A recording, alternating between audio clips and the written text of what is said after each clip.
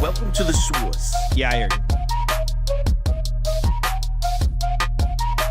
The source. Source. Hey, get the source. Hey, what's up? Are we good? Are we live? Hold on. Let me wait for it to pop up so I could confirm that we're live right now, because it's still not coming up on mine.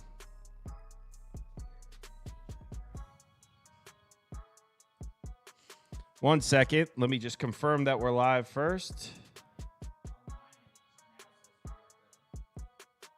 All right, we're good. We're good. We are live. What's up, everybody? Hope everyone's enjoying their week. Week 1 is here. It's officially the weekend.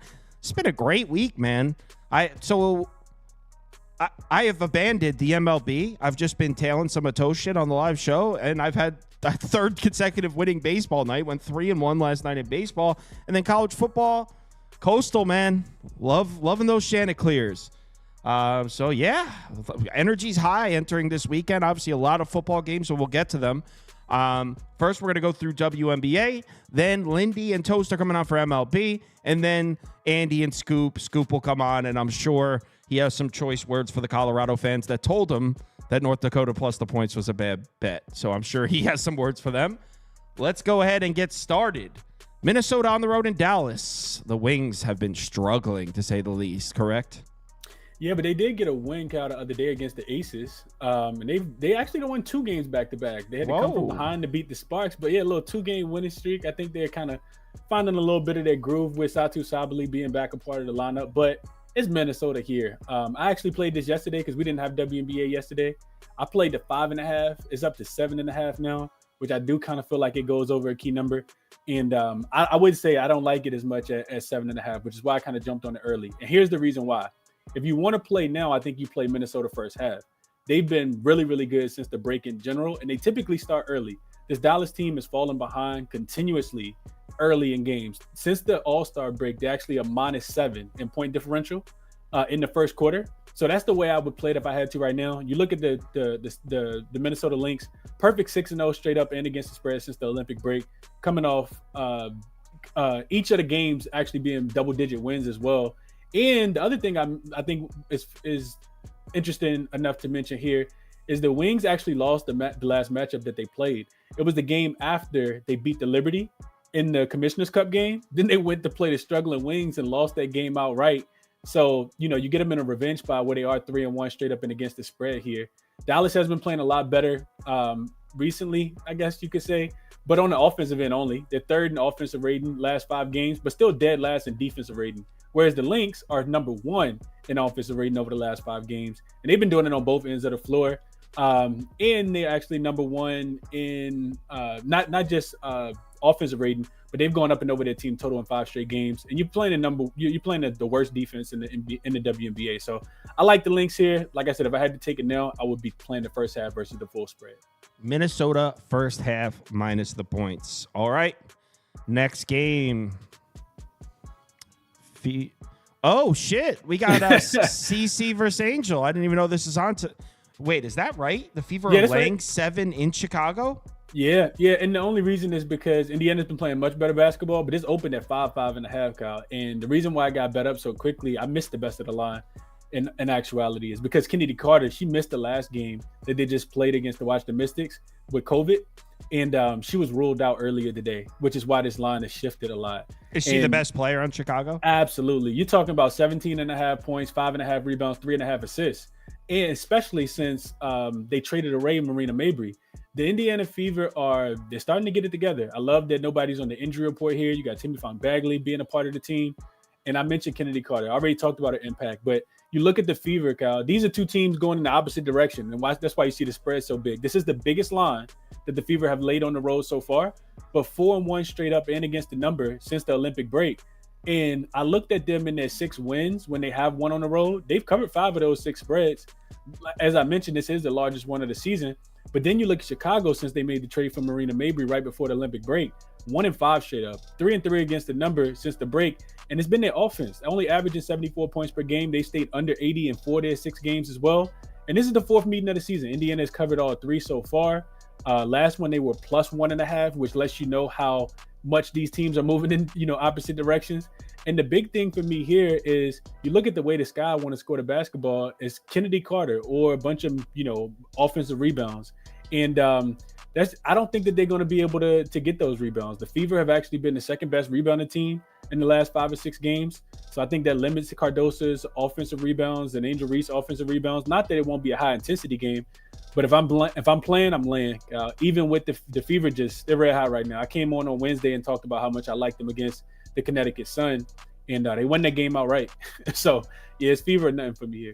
I kind of want to play that +270 money line, man. They show up for the rivalry games. They show up.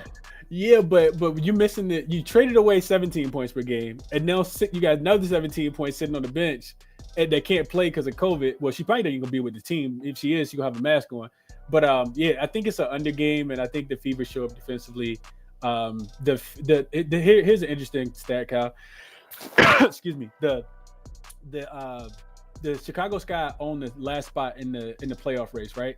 They're like a half a game above the Atlanta Dream. And it's been that way for like 6 games because neither one of them can win. Both of them are like 5-game losing streak. So, yeah, eventually, I don't think they're going to win this one either. But I understand what you're saying. All right. Next up, the next game on the board is Liberty, Seattle. In Seattle, Storm is home dogs. That's got to be the play. It depends. And I haven't played this one yet in all transparency because I want to see what's going to happen with Jocko Jones. You got a Seattle team. They've been dogs one time at the crib so far, Cal. Lost that game outright to the Aces. They were catching 5, lost the game by 5. And then you got the Liberty who are coming off a loss as a double-digit favorite to the Sparks. You remember talking about wanting to put a little something down on the Sparks the other day on the money line, and I told you not to do it? Yeah. They won that game outright. Now, of course, Jocko Jones was ruled out after that, but I think that's significant in this game as well. I think if she plays, I definitely like the Liberty in the bounce-back spot. They are 5-1 straight up coming off a loss this season, including 5-0 in their last 5. And Seattle, just not looking right recently, Cal. 0-7 against the number in their last 7. New York did win the first matchup of the season. I think Seattle's going to be locked in for this game, but I don't think they did. I think the Liberty probably got a little bit to prove. And if you like the Liberty in this spot, you got a good reason to like them just because they're coming off a loss as a favorite. Probably want to get that bad taste out of their mouth. So I'm only looking towards the Liberty in this spot. Some people on my show were against me and like Seattle. I do think it's going to be a really good game, but I'm only looking towards Liberty to bounce back if Jacquel is rolled in. So if Jacquel plays, Liberty -3. Yes. All right. What's next? Atlanta and Vegas, last one of the night. All right. We got 10 points. Okay, yeah. Las Vegas laying 10 points at home here. Aces have not been covering the number, though, right? Absolutely not. 9 straight ATS L's if you've been back in the Aces. It's a collection of offense and defense. Their offense, they're shooting less than 40%, less than 35% from the 3-point line. Nobody's really contributing consistently outside of Asia Wilson. And then they struggle with rebounding the basketball. They struggle with protecting the basketball. They turn the ball over a little bit more as well now. But the Dream in this spot, who probably are a bottom 3 team in the league right now, will be without Tina Charles. Tina Charles just got her first triple-double at like age 35 the other day, and the first triple-double in the Atlanta Dream history. So that lets you know how much impact she has on the game. I like the under in this spot, Kyle. I like the Atlanta team total under specifically. And it's not because the Aces have been playing really good defense, but they do have a 1-day rest advantage here. You do get an Atlanta team, second game of a 3-game road trip. And Atlanta, I look at their offense. That's why they can't win they have been covering, but they've been getting big points. They rank 10th in effective field goal percentage over the last 5 games, 9th in free throw rate. So not getting to the free throw line, bottom 3 in paint field goal percentage, mid-range field goal percentage, and 3-point field goal percentage. They can't score the basketball. So then I took a deeper dive, right? Let's look at this specifically without Tina Charles. She's played 866 minutes this season. Their offensive rating with her on the floor is a 97.3. In the 334 minutes that she hasn't played, it drops to an 85.8. So I like the under in this game, and I do think that Vegas could potentially show up. They just gave up 93 points to the Dallas Wings. You would think that they play a little bit better. The only thing that keeps the Atlanta Dream in the game is typically their defense. So I think it'll be played at a little bit slower pace. I think Atlanta team total under, and Atlanta Vegas first half under. You can get an 81.5. I think that's playable. And that's just all based off me already liking the under, then going on Moneyballer and looking at some of the trends. Atlanta, 7-1-1 to the under as a road dog this season, 5-1 to the under when they're at a rest disadvantage. The Aces, 22-4 to the under in the first, 21-4 to the under in the first half. And if they're a home favorite, 22-8 to the first half under in general. Jesus. Yeah, it's really strong trends. Last but not least, 7-1 to the first half under when they have the rest advantage are the Aces. So I think they probably want to play it a little bit better on that side of the basketball. Atlanta team total under, first half under 81.5. And Atlanta team total 77.5. Atlanta team total under, first half under. Got it. All right. And I still be taking the points if I'm not laying with the Aces. Not right now. Not in this form. Not after 9 straight. Yeah, 9 straight losses against They'll cover one, Kyle, but I'm not putting my money to catch that fall tonight. All right. Let's talk some baseball. Chris, thanks for joining. Make sure you guys give him a follow. He does a show every single morning, his own YouTube channel. So appreciate you, Kyle. Best of luck tonight, man. Later, Chris. All right. Put Toaster Strudel on the screen.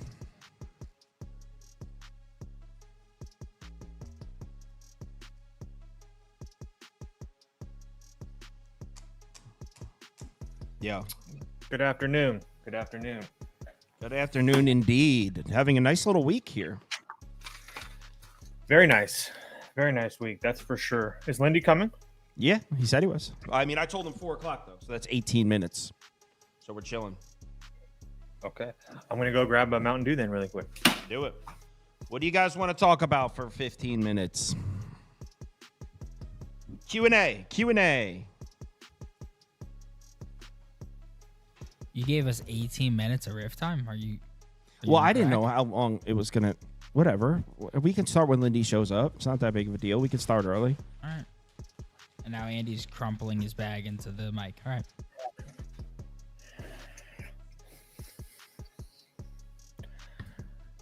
All right.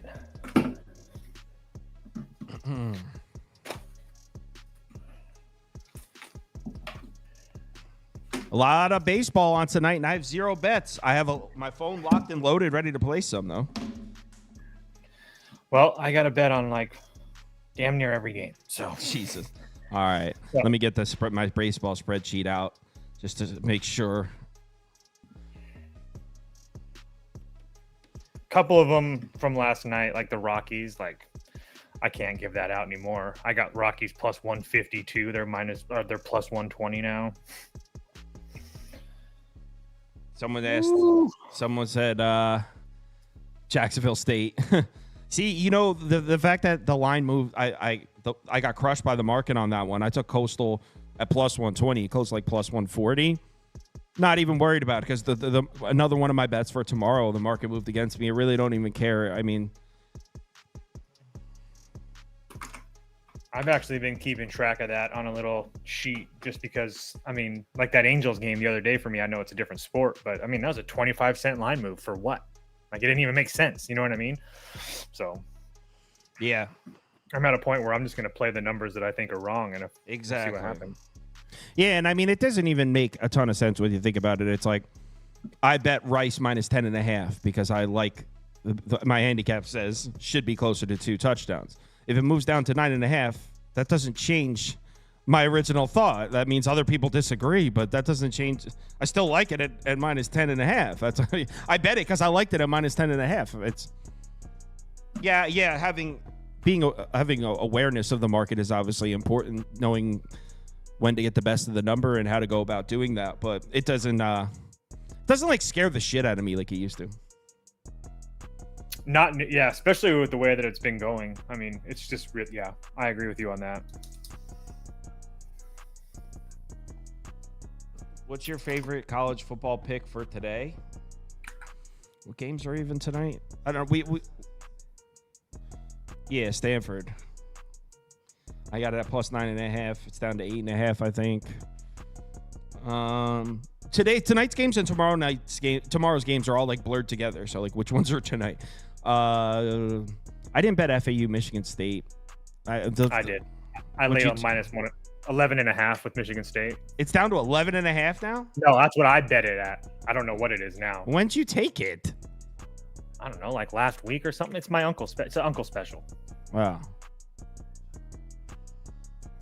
Appreciate it. Shout out to Colorado. Shout out North Dakota State, staying under. Love you guys. Fantastic work. Both sides of the ball. Fantastic job.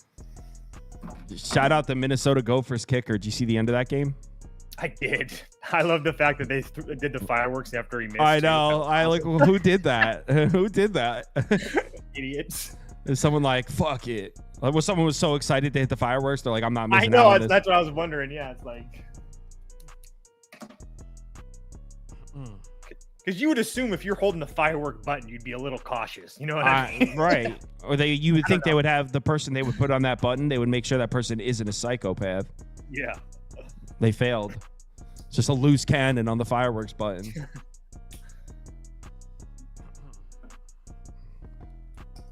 Toast you have Wisconsin tonight, Toast? No. People are saying you have Wisconsin.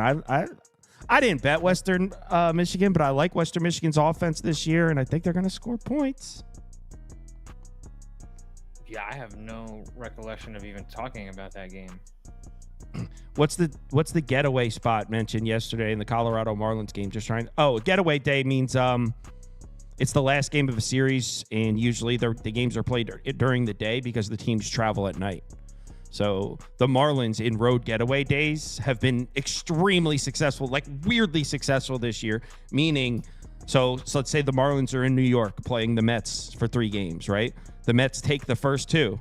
The Mets beat them twice in a row. The third one would be the road getaway day. It's a Thursday. It's a Wednesday afternoon. It's a day game. The Mets have already taken 2, and the idea behind it is the Mets are about to travel to Atlanta to play the Braves the next day. They already won the series, so they're looking ahead to the Braves. That's when the Marlins steal one on the road getaway day, when the team mentally has already moved on to the next day because they're like, fuck the Marlins, like they're not getting up for a team whose series they've already won, and they have a much more important game the next day.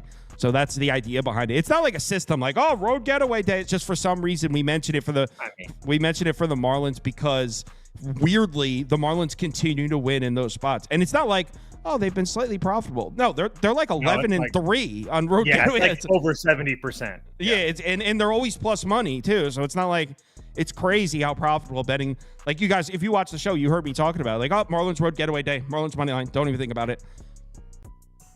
I did bet SIU plus 14.5 against BYU just because literally the world is on BYU. That is the only reason I bet. I didn't look at that shit. It's like 95% money and tickets on BYU. Kyle, your thoughts on Miami, Florida tomorrow? So I uploaded a video on that game if you want to watch the whole thing. But briefly, I took the over. 54 or better? Did you get better? 54. Okay.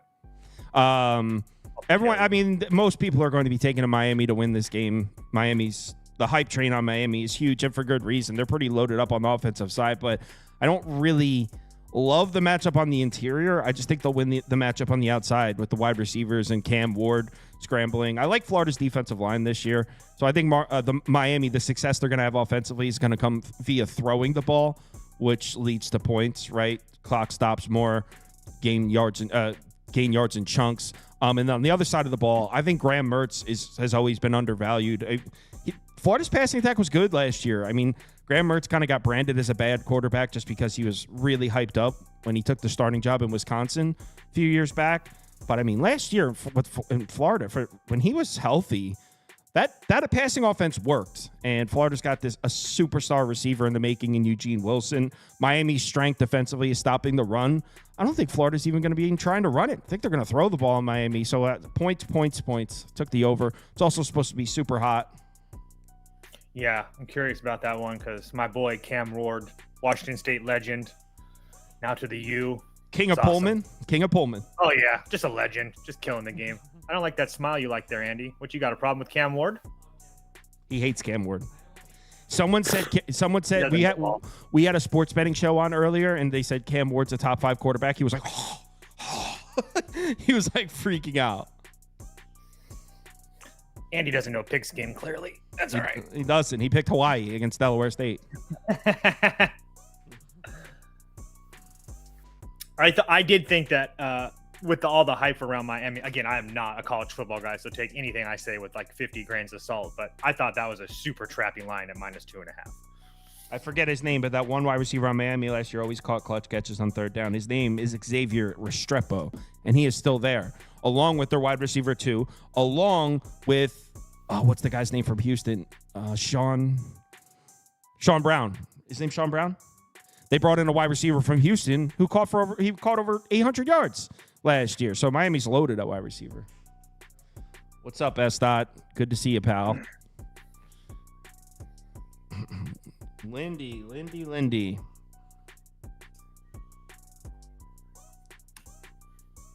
Pump the brakes on that LAD run line. Casey Mize is pitching tonight? Mm-hmm. We're doing it. No, you're not. Don't do it. +100, super sharp line. Everyone's going to be betting. Wow. Actually, our poll's pretty even. People are really betting the Tigers. Yeah. Boston -120. Lock it up. It seems pretty square. Yeah, I don't care. Boston, after getting embarrassed at home, first game of the road trip against the Tigers team that everybody's starting to bet now, I bet Boston wins. Utah looked good last night. Utah's a sleeper team. They played Southern Utah. Well, I was like, wait. I would hope they looked good. Jesus Christ. They played the California Penal League. I got that one. I know that reference. Yeah. That's probably my favorite movie of all time. But yeah, Major League, solid. It doesn't get much better than that. A rare comedy that has a solid sequel as well. Major League 2's solid. Dude, I don't know if I've seen Major League 2. You've never seen Major League 2, but you like Major League. Yeah, I'm dead serious. Bro, dude, Ricky Vaughn struggles with success. Oh, yes, I have, because Dorn bought the team, right? Yeah, and then Ricky Vaughn struggles with success. He has to re-find himself. He's all picking all those different pitches. Yeah. I call this the Terminator. It's like, you get a piece of it. You could rename it. How about the masturbator? All right, I'm going to have to rewatch that one. Yeah, someone asked when we're starting. Baseball starts at 4 o'clock. We went through the WNBA really quickly, and Lindy's coming, so I don't want to start without him. I feel like I appreciate Lindy coming on the show, so I don't want to just start. And I told him 4 o'clock. It's not like he's late either. So no. And shout out to Lindy. He got on the Angels train yesterday finally, so happy for him. It's nice to see him figure out that Jack is a goat. Wait, what did he bet? The Angels yesterday at that big plus price, because he was telling me that the starter was terrible, and so I was giving him shit. I was like, "Oh, another winner for me with Big Jack," and he's like, "I bet him too." I was like, "Damn it!" Yeah, you like that guy. I do. Kakanowitz or whatever. Austin P will upset Louisville. Heads up. Austin P lost everybody, bro. Their coaching staff is now UTEP. Their entire coaching staff is with UTEP. They also brought all of their best players to UTEP. Austin P is a great FCS program, but I don't know if this is it. Andy just went like this. If you guys want to know what Andy just did, he went like this.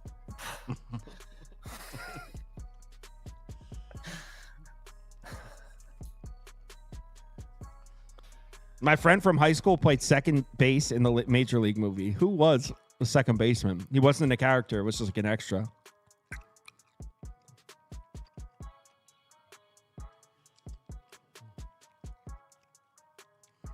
No, Scoop.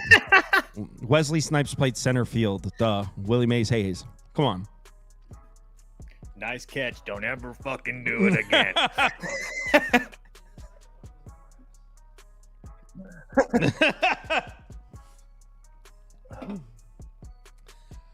Have you guys ever met in person? Yeah, Toast has been here plenty of times. He's coming here in 33 weeks. Yes, sir. Gotta love that New York's life. Of course, it's the only life to live, man. I don't even know how you live the life of Moose. It's a little bit different. I'll give you that. I don't know if I could do New York though. Sauce, be honest, how fast did you abandon studying MLB when college football started? I mean, dude, the way you phrase it, it's not like that. I'm not like, fuck MLB. It's literally a decision I have to make. There's 60 FBS games on tomorrow. You don't just wake up and are ready for that. Like, you have to prepare. You know, just like, okay, I'm ready, college football today. Like, to learn all those teams and be in a position to find some angles, it takes a lot of time. That's why we did those preview videos, like previewing all the teams. That wasn't for content. Those don't get a lot of views. That wasn't a business decision. That was literally so for us to prepare. That's why we did those. It wasn't, we did them live because it's like, hey, if we're going to be preparing for teams, I'm sure there's people that would want to listen. But so like we did it on a broadcast, but that was for us, those previews, not for content.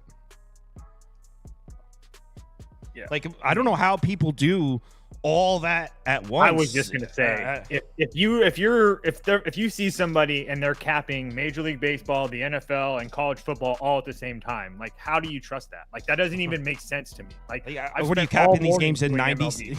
Yeah, what are you capping these games in 90 seconds? Like, how are you even looking at everything? It doesn't even make sense.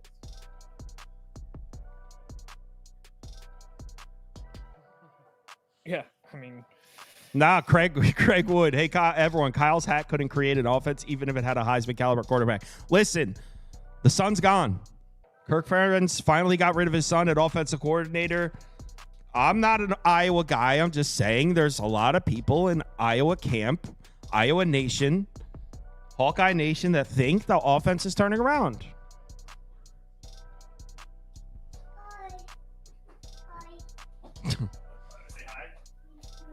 57, 3 minutes. You can come say hi to Uncle Kyle if you want. Come here. Good Lord. What's up, man? You ready for the games tonight? Yeah. You freezing? You freezing up? Did you take Padres? Padres on the run line tonight? Did you bet the Padres?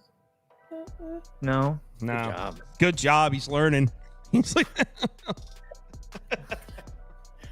easy scoop. Can you say Jackson? Yo.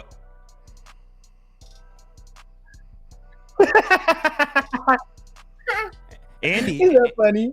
Andy, someone in the comments agrees with you. UMass will blow Eastern Michigan out tomorrow.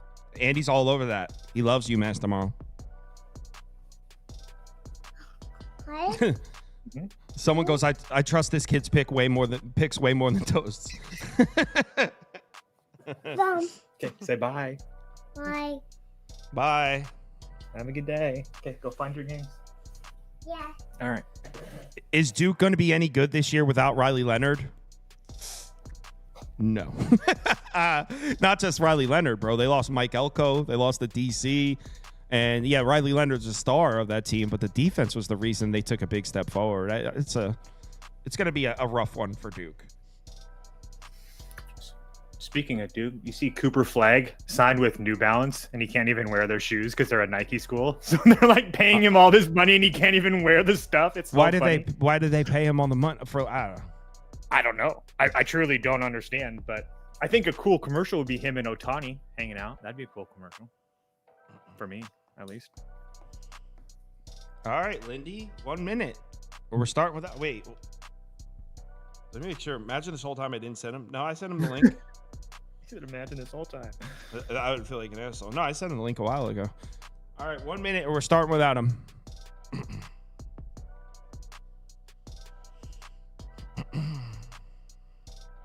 Got here late. What's the Braves game pick? Actually, you got here perfect timing. We're starting at 4 o'clock. It's 3:59. So we are about to start right now.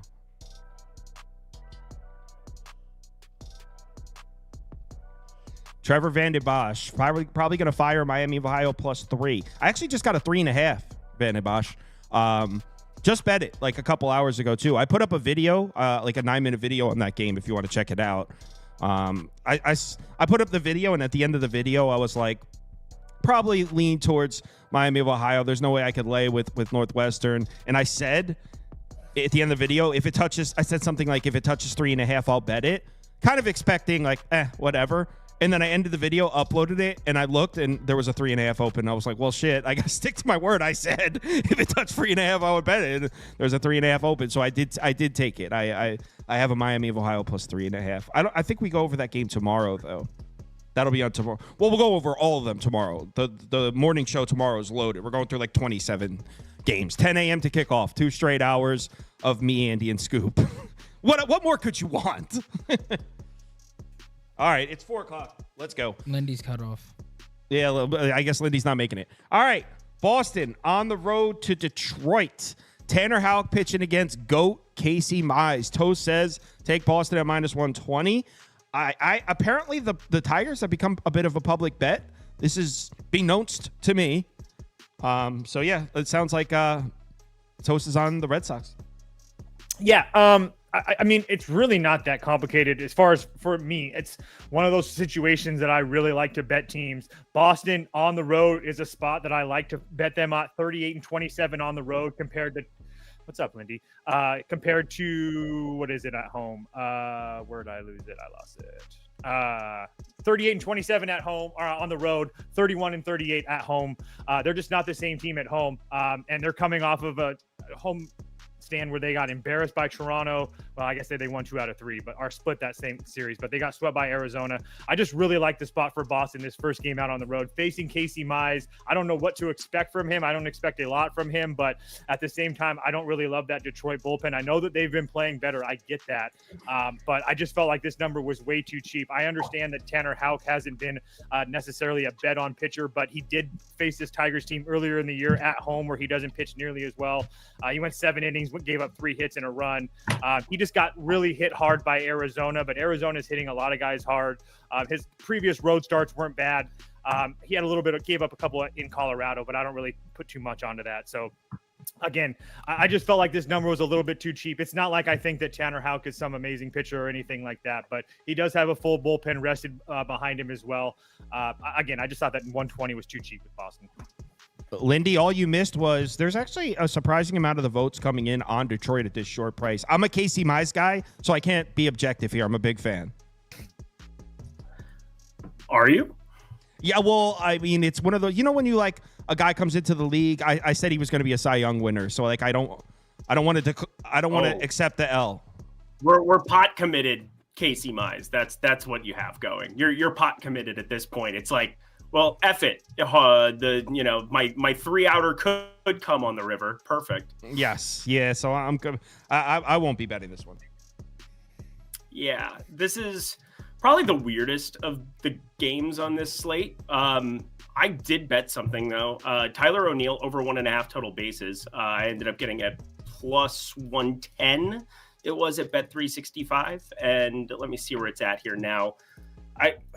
It's kind of a jump on it line. I had some extra funds over there. So let me see exactly what I was looking at with it because I just got off the plane and now I have all my stuff back up. Here we go.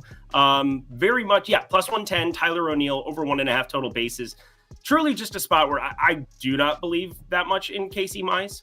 So there's that part of it. A lot of real estate in this ballpark. You can get some hard contact and knock around some doubles and triples. Harder to hit it out, obviously, in Detroit. But I'm very much backing Tyler O'Neill against a pitcher who I don't think has the greatest strikeout repertoire. This is going to be a spot where, you look at him, Wilyer Abreu, guys of this nature, and they're just kind of like pretty decent plays at these kind of numbers, but nothing that's just like, you can't miss it. It's Detroit, the weather's pretty benign. Like it's 80 degrees, 70% humidity. It's fine, but yeah, we're gonna be firing that one up.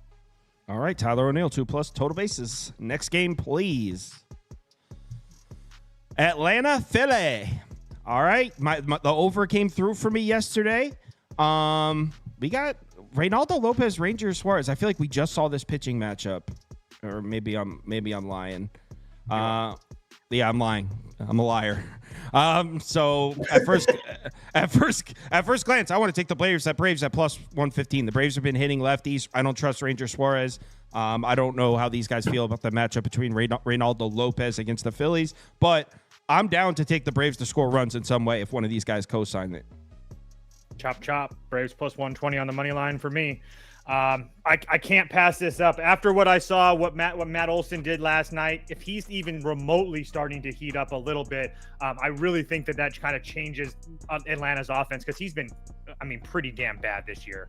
But more than anything, I'm getting Ronaldo Lopez, who's been absolutely fantastic on the road this year. As the full season on the road, 2.45 ERA, 1.22 WHIP, 3.91 xFIP. He's been really, really good. Not to mention the fact that we have a Phillies team that I will give you hits much better at home, but over the last 30 days, they're 22nd WRC plus OPS and 23rd in WOBA, and it's pretty much the same thing for the last 14 days as well. So I know that the Phillies offense got some homers last night. If they beat me because of the homers, so be it. I have a hard time believing that's going to happen. And then behind Lopez, we're going to have a rested Atlanta bullpen with everybody: Iglesias, Jimenez, Johnson, Aaron Bummer only went 8 pitches yesterday. Dylan Lee is available as well. So I just feel like Atlanta has a pitching advantage, its starting pitching advantage, and the bullpen advantage. If you want to call the bats a wash, so be it. But if, like I said, if Matt Olson is starting to come around, I think that changes a lot for this Atlanta offense. So I just thought that price was a little bit off. I just bet it. I'm on the Braves. Lindy, are you with us? Yeah, the Braves are fine, but I'm actually more interested in this prop. Ranger Suarez over 15.5 outs. I'm trying to see the exact number on this one as well, because again, I just got back. But let me throw this in.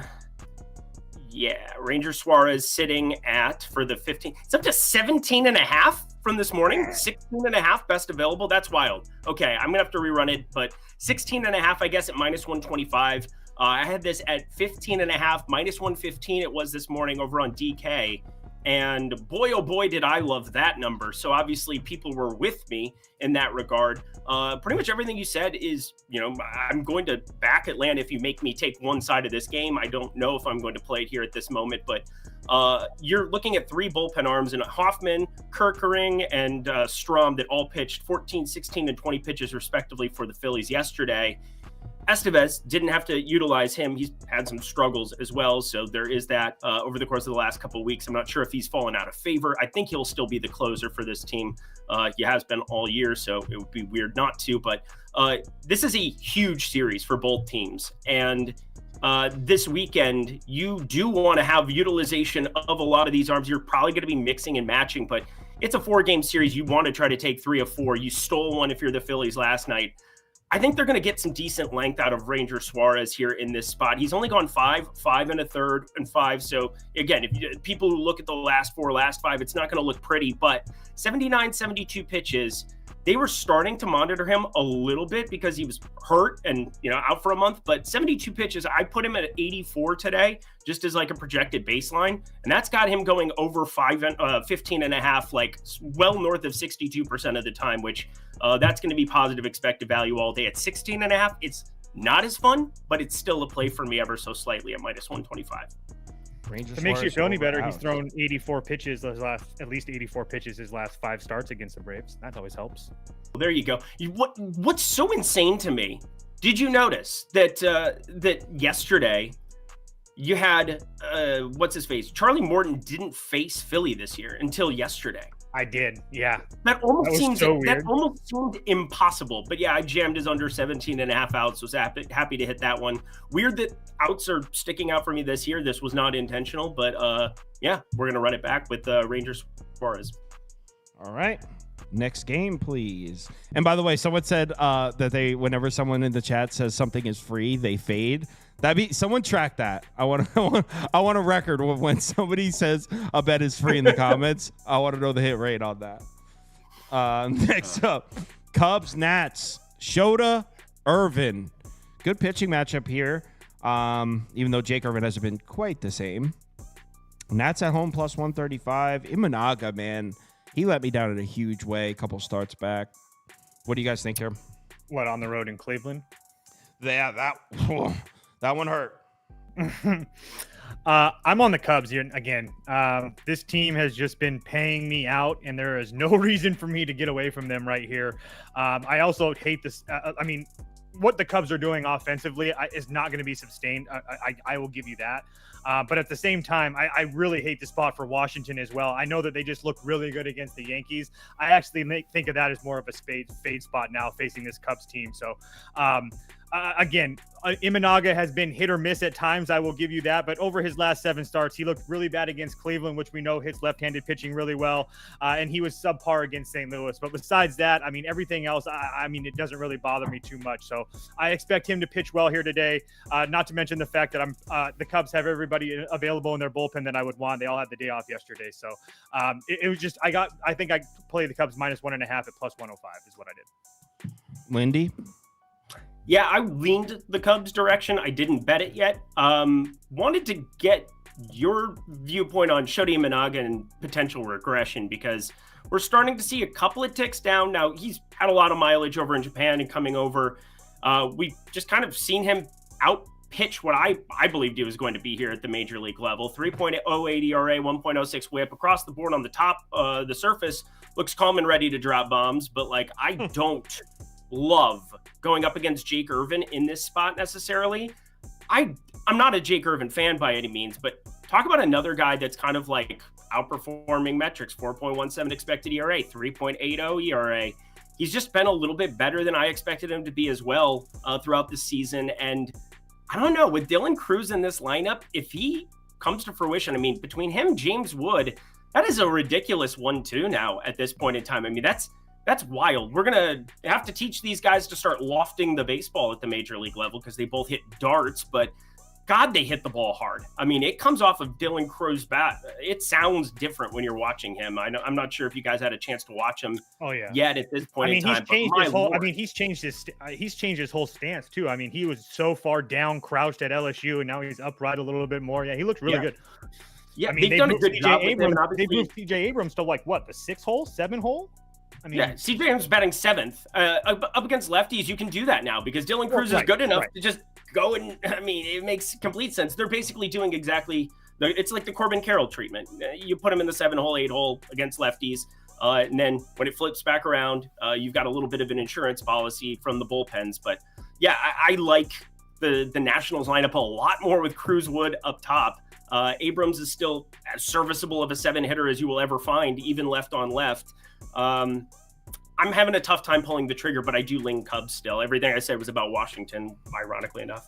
If I'm being honest, I kind of want to fade the plan and then take the Nats here at +135, but I won't do it. I won't do it. But just like if it wins, I want the credit. If it loses, just know I passed. I only want the credit if it wins. Of course, which is reasonable. Rule number 1 of gambling Twitter. Yeah, rule number 1. No, I do think it's a sneaky spot to play the Nats, and you can just see the poll, all the comments, every single comment, Cubs. So I kind of want to play the Nats, but I'm not going to. Just the Braves so far. I'll find some more. Why are you wearing an Iowa Hawkeye hat today? Why would you do that to me? That's right. You're a Gophers guy. No, I'm an Iowa State guy. I played golf at Iowa State. Oh, shit. Matt Campbell's my favorite coach in the country. I was going to say. He is not mine. I will tell you that. Matt Campbell's a great recruiter. Great recruiter. In-game coaching needs some help. Oh, no. Oh, it very much helps to have. You're going to look great. You're going to look great. Are you kidding me? What he did with that. He made Brock Purdy. Brock Purdy's nobody without Coach Campbell. Oh, my God. I want Coach Campbell to coach the Cowboys next. I'm a Matt Campbell guy. I was literally going to say that before we left out. Best coach in the country. Oh, stop it. Oh my we'll God. be on another day. Come on, we'll talk Matt Campbell. I'm a Matt Campbell guy. All right, anyway. I like Matt Campbell. I just don't like his coaching in game. It is so frustrating to watch. Again, when you have Stallions, when you have, Xavier Hutchinson, when you have, Breece Hall, when you have some of these dudes at the college level that were just outrageous, David Montgomery, you're going to look pretty good. But like, my dear sweet God, stop running, 2-3 yard fucking into the back of the center every single time, please. He's keeping the linebackers honest. All right, next up, Padres on the road in Tampa. Just killed Toast. That's cool. Toast, true or false? The waters have calmed. It's safe to dip our toes back in the betting Taj Bradley pool. Yep. False. Oh, different. Okay, go ahead. Sort this out. Go ahead. No, please, Lindy. Please enlighten me. Please. I kind of want to go race. I kind of want to go race. Give up 11. I don't care. But just give me the strikeouts. 4.5 was the opening number. 4.5. Is it still 4.5? I don't know. I haven't bet. I don't. 4.5 minus I thought 125. I thought you thought that he was. That I have. I'm good with the strikeouts. Yeah. Okay, that's all I want. Is I want Taj Bradley to mow some dudes down. Now, does he end up dying? Probably, because San Diego. Is it a difficult strikeout matchup? Obviously, but there is no doubt that Taj Bradley is a phenomenal bet at 4.5 strikeouts. I get the limitation thing could start creeping into some of these starters sooner rather than later, where it's like, what are you accomplishing if you're Tampa Bay and you roll them out there for 100 pitches? Like, I think that ceiling is out of play. But when you talk about like median outcomes, you give me 95 pitches of Taj Bradley against anybody in baseball, I'm going to take the over of 4.5 strikeouts. It's just as simple as that. Yeah, definitely can't argue that. As far as the strikeouts are concerned, I did play San Diego money line at plus 115. I just thought that price was absolutely ridiculous. I've said this many times that I don't think that what Martin Perez is doing with the Padres is sustainable. But at the same time, and if you look at his road numbers, it's really, really bad. But at the same time, he doesn't pitch a lot on the road, and his road numbers are bad because of 3 starts, 2 of them in Milwaukee and 1 of them in Atlanta, where he gave up 5 and 6 runs, a whole bunch of runs. But besides that, he went 7 innings, 2 runs against Miami, 6 innings, 1 run against San Francisco. He pitched 5 innings, only gave up 3 runs against the Mets in a pretty decent start. Another good start against Miami and Washington. My point being is that I don't feel like I just don't feel like the Rays coming home from the longest West Coast road trip they've had all season, where they were in Oakland and LA and Seattle. And now they have to come back across the country to play this Padres team, which that's lost 2 in a row, by the way. And I will give you that the Rays had a day off, but I mean, the Padres will have everybody rested and available in their bullpen that they will need to go today. Suarez, Scott, Adam, Estrada, all those guys good to go. I just felt that getting plus 115, I thought we were getting this price because of Taj Bradley on the mound, but I mean, Taj Bradley hasn't been good. I mean, his last 2 home starts against Miami, 5 innings, 4 hits, 4 runs. Against Houston, 4 1/3, 8 hits, 6 runs. On the road, it hasn't been pretty either. So you have to go all the way back to the Blue Jays on 7/25, the last time that he's pitched a decent game. So Padres at plus 115. It's lowered a little bit now, but yeah, I did play it for half a unit. It's one of my smaller plays of the day, though. Rays money line. The Rays had their day off. What they needed was a change of scenery. They're back home in the beautiful Tampa Bay area. The milk has gone bad with the San Diego Padres in the form of 2 losses to a bad Cardinals team. This team can't score runs anymore. I was holding a Padres ticket during one of those games, and I was watching the game, and I realized that the team is just no longer a playoff. They're not playing at a playoff caliber right now. I don't trust this team at all. Got the starting pitching advantage. What the hell was that? Oh, it was Andy. I heard a bang from somewhere in my house. I like the Rays. I like the Rays bats a lot more against a lefty than they do against a righty. Been saying it for a while. Martin Perez is a ticking time bomb. Yeah, the Padres have the better bullpen, but the Rays bullpen's been good as shit too. Just bet it. Rays money line. Host is on the wrong side of this one. Next. What's next? Cardinals in Yankee Stadium. Fetty, Stroman. I'll start it off. Is it me? Sorry. Yeah, go ahead, Lindy. I was just saying my bad.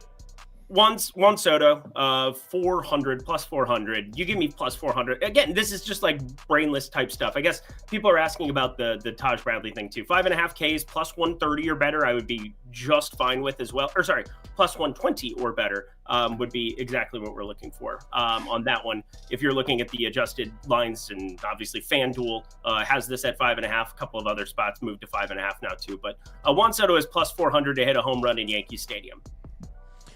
End of conversation. Juan Soto plus 400. Damn, that is a very reasonable price for a Juan Soto home run. It was weird. It was weird to look at. And it's not against a lefty, which is the even weirder part of this entire thing. I get that it's Eric Fetty. I don't care about any of that. It's Yankee Stadium. Juan Soto shouldn't be plus 400 to hit a home run. Toaster on the over, you said? Yeah. Over for me. I do expect this Yankees offense to kind of wake up at home now. I know they had a day off. They only went 3 days in Washington and after being in a homestand, so I don't really even worry about them traveling or anything like that. I'm just at a spot where I think that Eric Fetty's had a couple really good starts in a row against a Milwaukee and a Minnesota team that I feel like their bats aren't really doing much right now. And I think that coming into Yankee Stadium here, he could definitely give up a couple runs. And then on the other side with Marcus Stroman, I mean, again, he's had terrible history. Last year, he faced this Cardinals team twice, went 7 total innings, 15 hits, 7 runs. It's been really bad. And I know that he's been pitching like somewhat decent over his last 3 starts, but Colorado just put up 3 against him as well. I would like to think that road start against Detroit and that home start against the Rangers was more luck than anything, because I mean, he's been pretty damn bad for them. And then as far as the bullpens are concerned, St. Louis, their bullpen is absolutely taxed. Helsley's 2 of the last 3 days are back-to-back days. Kittredge 2 of the last 3 days. Liberatore 2 of the last 3 days. Fernandez went 31 pitches yesterday as well. So obviously the Yankees had the day off yesterday, so they'll have everybody rested and ready to go. But I played over 8.5. I really wanted to play Cardinals team total over 3.5, but I do think the Yankees bats probably show up today. So yeah, I played over 8.5. Said Toast is damn near undefeated when going head-to-head with Kyle. Yo, bullshit. You ain't been watching long enough. I used to dust him up all the time. It's been a cold stretch. I used to dust him up all the time. All right. It'd be Yankees minus 1.5 for pass for me, by the way. I like what Toast said about I was going to say, we just split the other day. Yeah. Going against each other. People, extrapolation. Extrapolation is a thing. All right. Let's go to the next game. Yankees minus 1.5 with the taxed Cardinals bullpen, I think is a good angle. Pirates, Cleveland. Oh, God. Bailey Falter. Yeah. I mean, this seems like a reasonable spot to take Cleveland money line and even just lay the minus 155 and say, fuck it. Cleveland against righties, we could talk all day about how they're overvalued, but Cleveland against lefties, I don't really feel the same about, and it's Bailey Falter making a road start. What do you guys think? Cleveland, I'm not going to lay minus 155, but that's probably the bet I would make. Just put a unit on the minus 155. I played Cleveland team total over 4.5 is what I did. Okay. I have Cleveland on the run line. So we are all Cleveland fans today. Go ahead, Lindy, since you have them on the run line. Go ahead. Yeah, so I've got them on the run line. Just give me the plus money, an opportunity to just take full advantage of Cleveland being a little bit undervalued. They get done with a very, very difficult series against Kansas City. And now they need to put on the afterburners. The big thing for me, though, is when you get a rest day, like you get a Thursday off for Cleveland, you just back them here because you have a fully rested bullpen in this spot. Are you joking me? Like, that's what it comes down to. If Cleveland didn't have a day off yesterday, I'd probably stay away from this game at this price. I'm definitely backing Cleveland on the run line, knowing that Pittsburgh, they have all of the tools to be able to utilize whatever they want against anybody, and that should bode out very, very well, and it doesn't seem like it's reflected in this price. I played Cleveland team total over. Falter on the road has been kind of pretty damn bad. His last 5 road starts, 5.24 ERA, 4.63 xFIP, a whip around the 1.7s. I agree. I really like this spot for Cleveland after having a day off as well. So I also think that we're getting a little bit of a discount with Cleveland because they haven't been as strong versus left-handed pitching, but they were seeing guys like Cole Reagans, Cortez pitched well against them, but they got to Imanaga, they got to Colby Allard, they got to Christopher Sanchez. I have a feeling they get to Bailey Falter today. I didn't really want to deal with the price with Cleveland, so like I said, I played over 4.5 runs. All right, seems like we're all in agreement there. Honestly, I'll add that to the maybe. I could see myself throwing a Cleveland money line bet down, especially that you guys both like it. I'm a little concerned that seems the entire world likes Cleveland too. I mean, our poll is very one-sided in favor of Cleveland. So Pittsburgh definitely be a sharp Cleveland's look here. looking hella free, man. It's looking hella free. Part of the reason I played the team total is because I didn't want to deal with that and the fact that the Pirates bullpen is just so bad. Next. Yeah, and Aroldis Chapman's struggling as well. And I mean, there's just so many problems that they've had here over the last month with the bullpen. And obviously, they aren't playing for anything outside of like, the faux National League Rookie of the Year that has now been lost to Jackson Merrill. So they basically should pack it in, and we should probably profit because Cleveland can guarantee you they are going to do everything they can in their power to win this baseball game and dominate this series. So yeah, give me that bullpen all day, and I'll take the plus money. I think going to the run line is the way I want to go. No, John. Are you talking about second place Skeens in the Rookie of the Year race? No, John Bender. Do not. No, big time 420. Good luck there, Western Michigan plus 24. We're going to talk about that in a little bit. I like the Broncos this year, man. We'll talk about it. John Bender's trying to come at him for that pick. I like that pick. All right. Oakland at Texas. JP Sears against John Gray in Arlington. Toe's favorite pitcher, John Gray. He's a big-time John Gray guy. What do you think? Oakland first 5 money line plus 130. Don't you That's like what I think. Texas against lefties though? Wasn't that a thing? Nope. I don't think Texas No. could hit a ball if they tried. Right. To be dead honest with you. They just Corey played a Seager, few. go. I'll give you. Yeah. Okay. Touche. Corey Seager will Go. hit a home run and they'll still lose. But I mean, what I've seen from them against those 3 games against the White Sox, and now they're coming home with no rest. Pitching against JP Sears, coming off of one of his worst performances of the season against Milwaukee. I mean, JP Sears has been pretty damn okay on the road for the Oakland Athletics this year. Not to mention the fact he did pitch in Texas earlier this season when 6 innings gave up 1 run, 1 hit and no runs. They got to him a little bit in Oakland, but I kind of don't really worry about that. Not to mention the fact that I will fade John Gray as much as possible whenever I possibly can. So I just thought that this price was absolutely ridiculous with the way that Texas has been playing. I mean, they literally can't hit their way out of a wet paper bag. So I'm actually at a point where if the Texas scores runs on JP Sears and I lose this first 5, so be it. But I truly believe that I had this.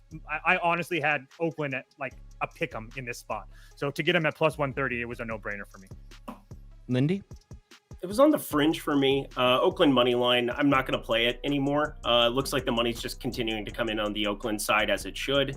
I was kind of worried about that recording this morning where I'm like, I don't want to give people outdated information that I know is going to be outdated by the time they hear it in an hour. And this was like right on the cusp where I could have bet it a little bit earlier, like a plus 1. What was it at?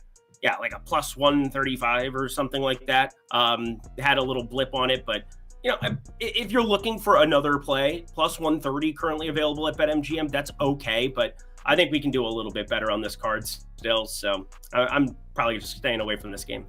Hurlbut Sports Pick says Oakland money line is 8-0 as dogs after a road loss. Something nice little trend for Oakland if you like it. Yeah, I would lean towards Oakland as well, but I'm not gonna. I'm kind of what Lindy said. I'm kind of the same. Lean towards Oakland. Probably won't bet it.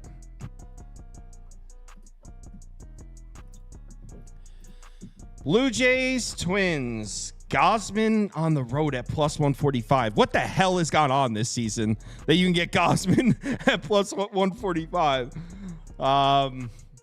That's crazy. The Blue Jays bats, the milk has really gone bad for Toronto's offense. Toast got a win, thank God. It was 2-0.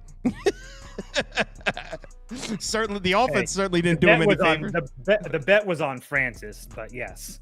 Yeah. As it should be. So are the Toronto bats just dead? I don't know. I don't know if they're dead. Hopefully not for the first 5, because I got talked into a bet here by somebody on this panel. This price makes no sense to me. Toronto first 5 money line at plus 140. Look, first and foremost, Kevin Gausman is a guy that we want to bet on the road, not at home. It's been a spot that for me, anybody on this panel for a while now, I guess not Lindy, but regardless of the fact, you can point to the fact that Minnesota absolutely throttled him earlier this year. They also throttled him earlier or late in the year last year. But the only 2 times that he's pitched in Minnesota, which was 23 and 22, he looked really, really good. That doesn't really mean a lot today, but I know that people love hearing about that. I just think that this price is kind of ridiculous considering we're getting Pablo Lopez at home, who definitely hasn't been nearly as good. I'm pulling up the numbers right now because I wanted to get to it. On the full season this year, Pablo Lopez, 4.33 ERA, 1.9 WHIP, 3.18 xFIP. I mean, but he's being priced like the ace of all aces. Like minus 175 in this first 5 is absolutely ridiculous here. Jays versus right-handed pitching over the last 14 and 30 days is still a top 10 offense. I know that they cooled down a little bit, but they are still hitting the ball here. And we're getting Pablo Lopez, who hasn't given up a run in his last 2 starts. Like, is that seriously going to continue to last 3 starts in a row? I don't know, but I'll take my chances that Toronto can score some runs. I also think that Addison Barger might be able to go long here tonight. I'm not going to bet it, but that kid, man, he is special and he is strong. And if something gets served up in the middle of the plate, it's going to be gone, just like a Matt Wallner play. So, but yeah, I really, really like Toronto in the first 5 here. I had this at like plus 115 in my numbers. So to get Toronto at plus 140 was kind of absolutely ridiculous to me.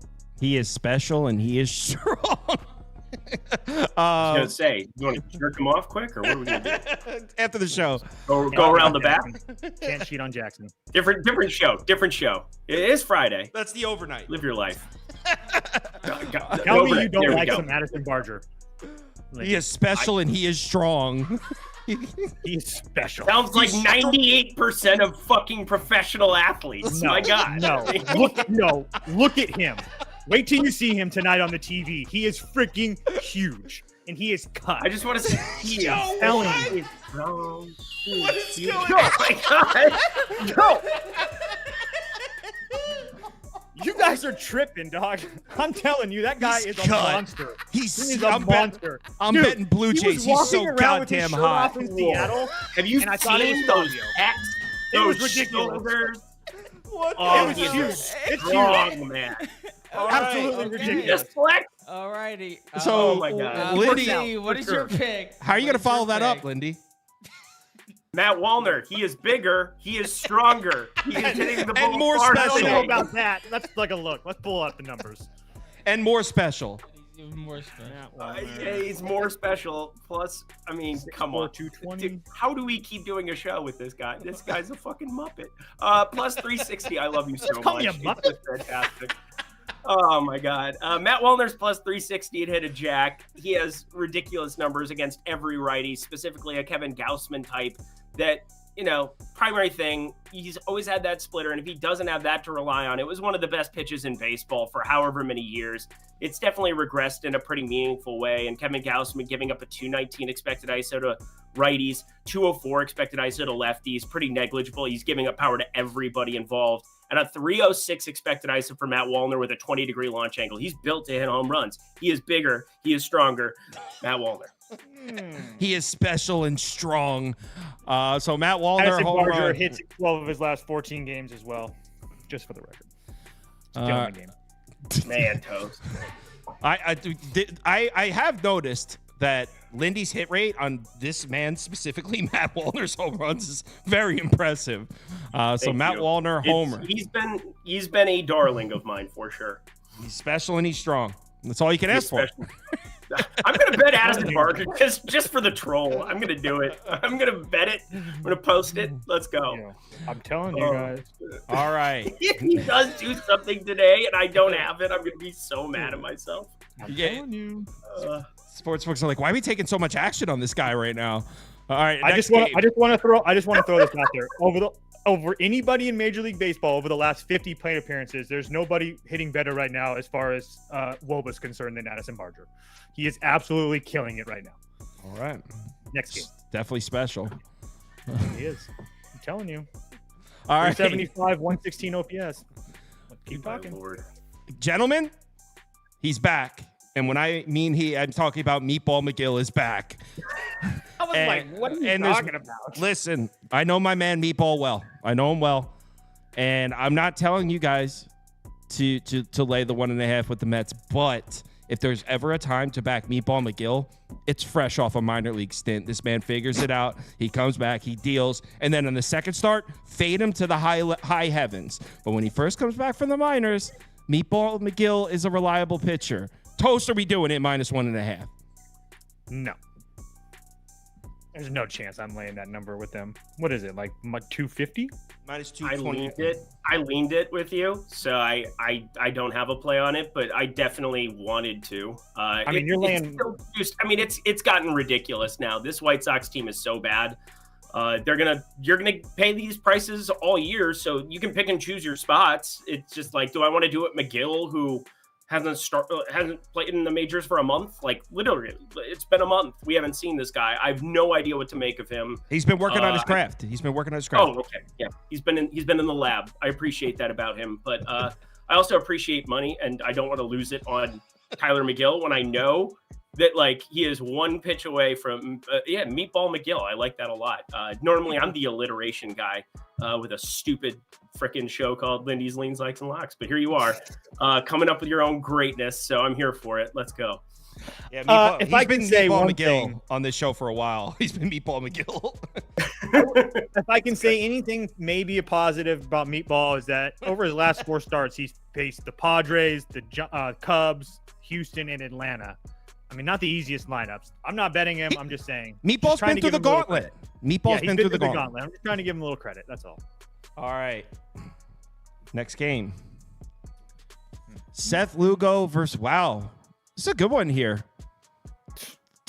I mean, Interesting, because, all right, I'm going to try to predict what Toast bet here. So normally he's, but I don't know, though, because you've been in fade Seth Lugo territory for a while, but not often you get him as a plus 150 dog. So we're swimming in a little bit of a different lake here. But who's back? Yeah, Framber's back. So you're laying -1.5. Yep, -1.5 plus 130. I know that Framber's a lefty and Vinny Pasquantino doesn't really hit lefties that well, but with Pasquantino out of that lineup, I think this is a very good spot to play on the Astros personally. So, not to mention Seth Lugo has that regression monster has been climbing up and catching him here lately. He had one good start against the Angels, a road start against Detroit that was good, but over the last 6 starts, he's been pretty damn bad. Last year he had a start in Houston. He went 4 1/3, gave up 7 hits and 6 runs. One other thing. What's the other thing? Oh, Kansas City bullpen. No, where's that at? Urseg 3 of the last 4 days. Schreiber 3 of the last 4 days. And Bubik went yesterday. So their top 2 arms in their bullpen, not in a good spot. Astros -1.5. Framber's back. Lindy, if you're taking Royals money line, I'm tailing. Just let you know.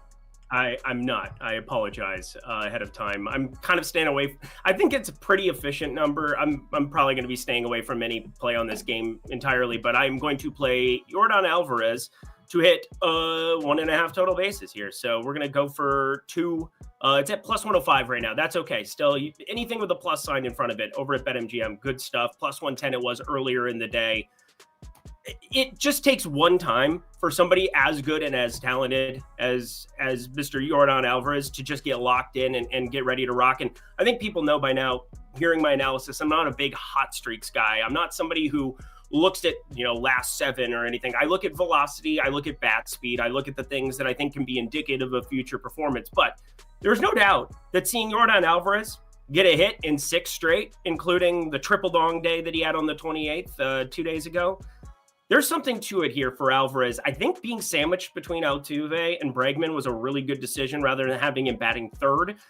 So batting 2nd here, I think this is just fully operational here. And Seth Lugo's generally been pretty good at limiting lefties. He has been this year, 132 expected ISO, but a pretty limited launch. I'm not going to be going to the home run numbers. They're not very good whatsoever, but I think plus money on a guy as talented. I just still believe Yordan Alvarez. He's a top 3 hitter in baseball. I just will constantly believe that. I'll put Judge, I guess top 5. We can put Soto in that conversation. Judge, Ohtani, and then, I think he's up there 3A or 3B if you really want to have that conversation. Absolutely love what I'm seeing from him of late. And I think you're going to see Alvarez completely smash going forward. The guy's hitting 313, just eviscerating righties constantly. Give me targeting Lugo for sure. Just one other thing really quickly on Framber as well. Definitely not as good against lefties. And there's not one lefty in the Kansas City lineup. It's so weird. I kind of want to. I looked at 3 times to make sure that I wasn't screwing something up. I kind of want to take the over here. By the way, this is an indoor stadium, Toast. So the weather. Yeah, so ignore that they're second to last on the run index. I kind of want to take the over here. It's down at 8. Like you guys are saying, Seth Lugo certainly doesn't scare me, and Framber's a fraud. So over 8. Did you know this is actually in a retractable roof? Yeah, but it's closed. It's always closed. It's closed 99% of the time. Exactly. Yeah, because it's 1,000,000 degrees there every day. All right, let's go to the next game. Swirls. A lot of swirls. Indoor swirls. There's no swirls. Indoor swirls. Lots of swirls. Baltimore, Colorado in Coors. Austin Gomber on the mound. Who's pitching? Albert Suarez in Coors Field. The GOAT. You got to go Colorado here, right? If you played it last night, you can't play Colorado now. Why not? I played Colorado last night. One of my favorite plays of the day. Plus 152. That number's long gone. Yeah, that number's me, Charles, all the boys chat. We all bet that stuff. Wait. This line moved 35 cents? Yes. Did it really? No way. Okay. I'm going to track comments. Right light them up. Voice chat. Light them up. Holy Baltimore shit. Money line. It did move a lot. Send the pack after him, Toast. Get him. Thank you. I did. Well, it plus 152 was here on FanDuel yesterday. Holy shit. We've been waiting for 2 days for this line to drop.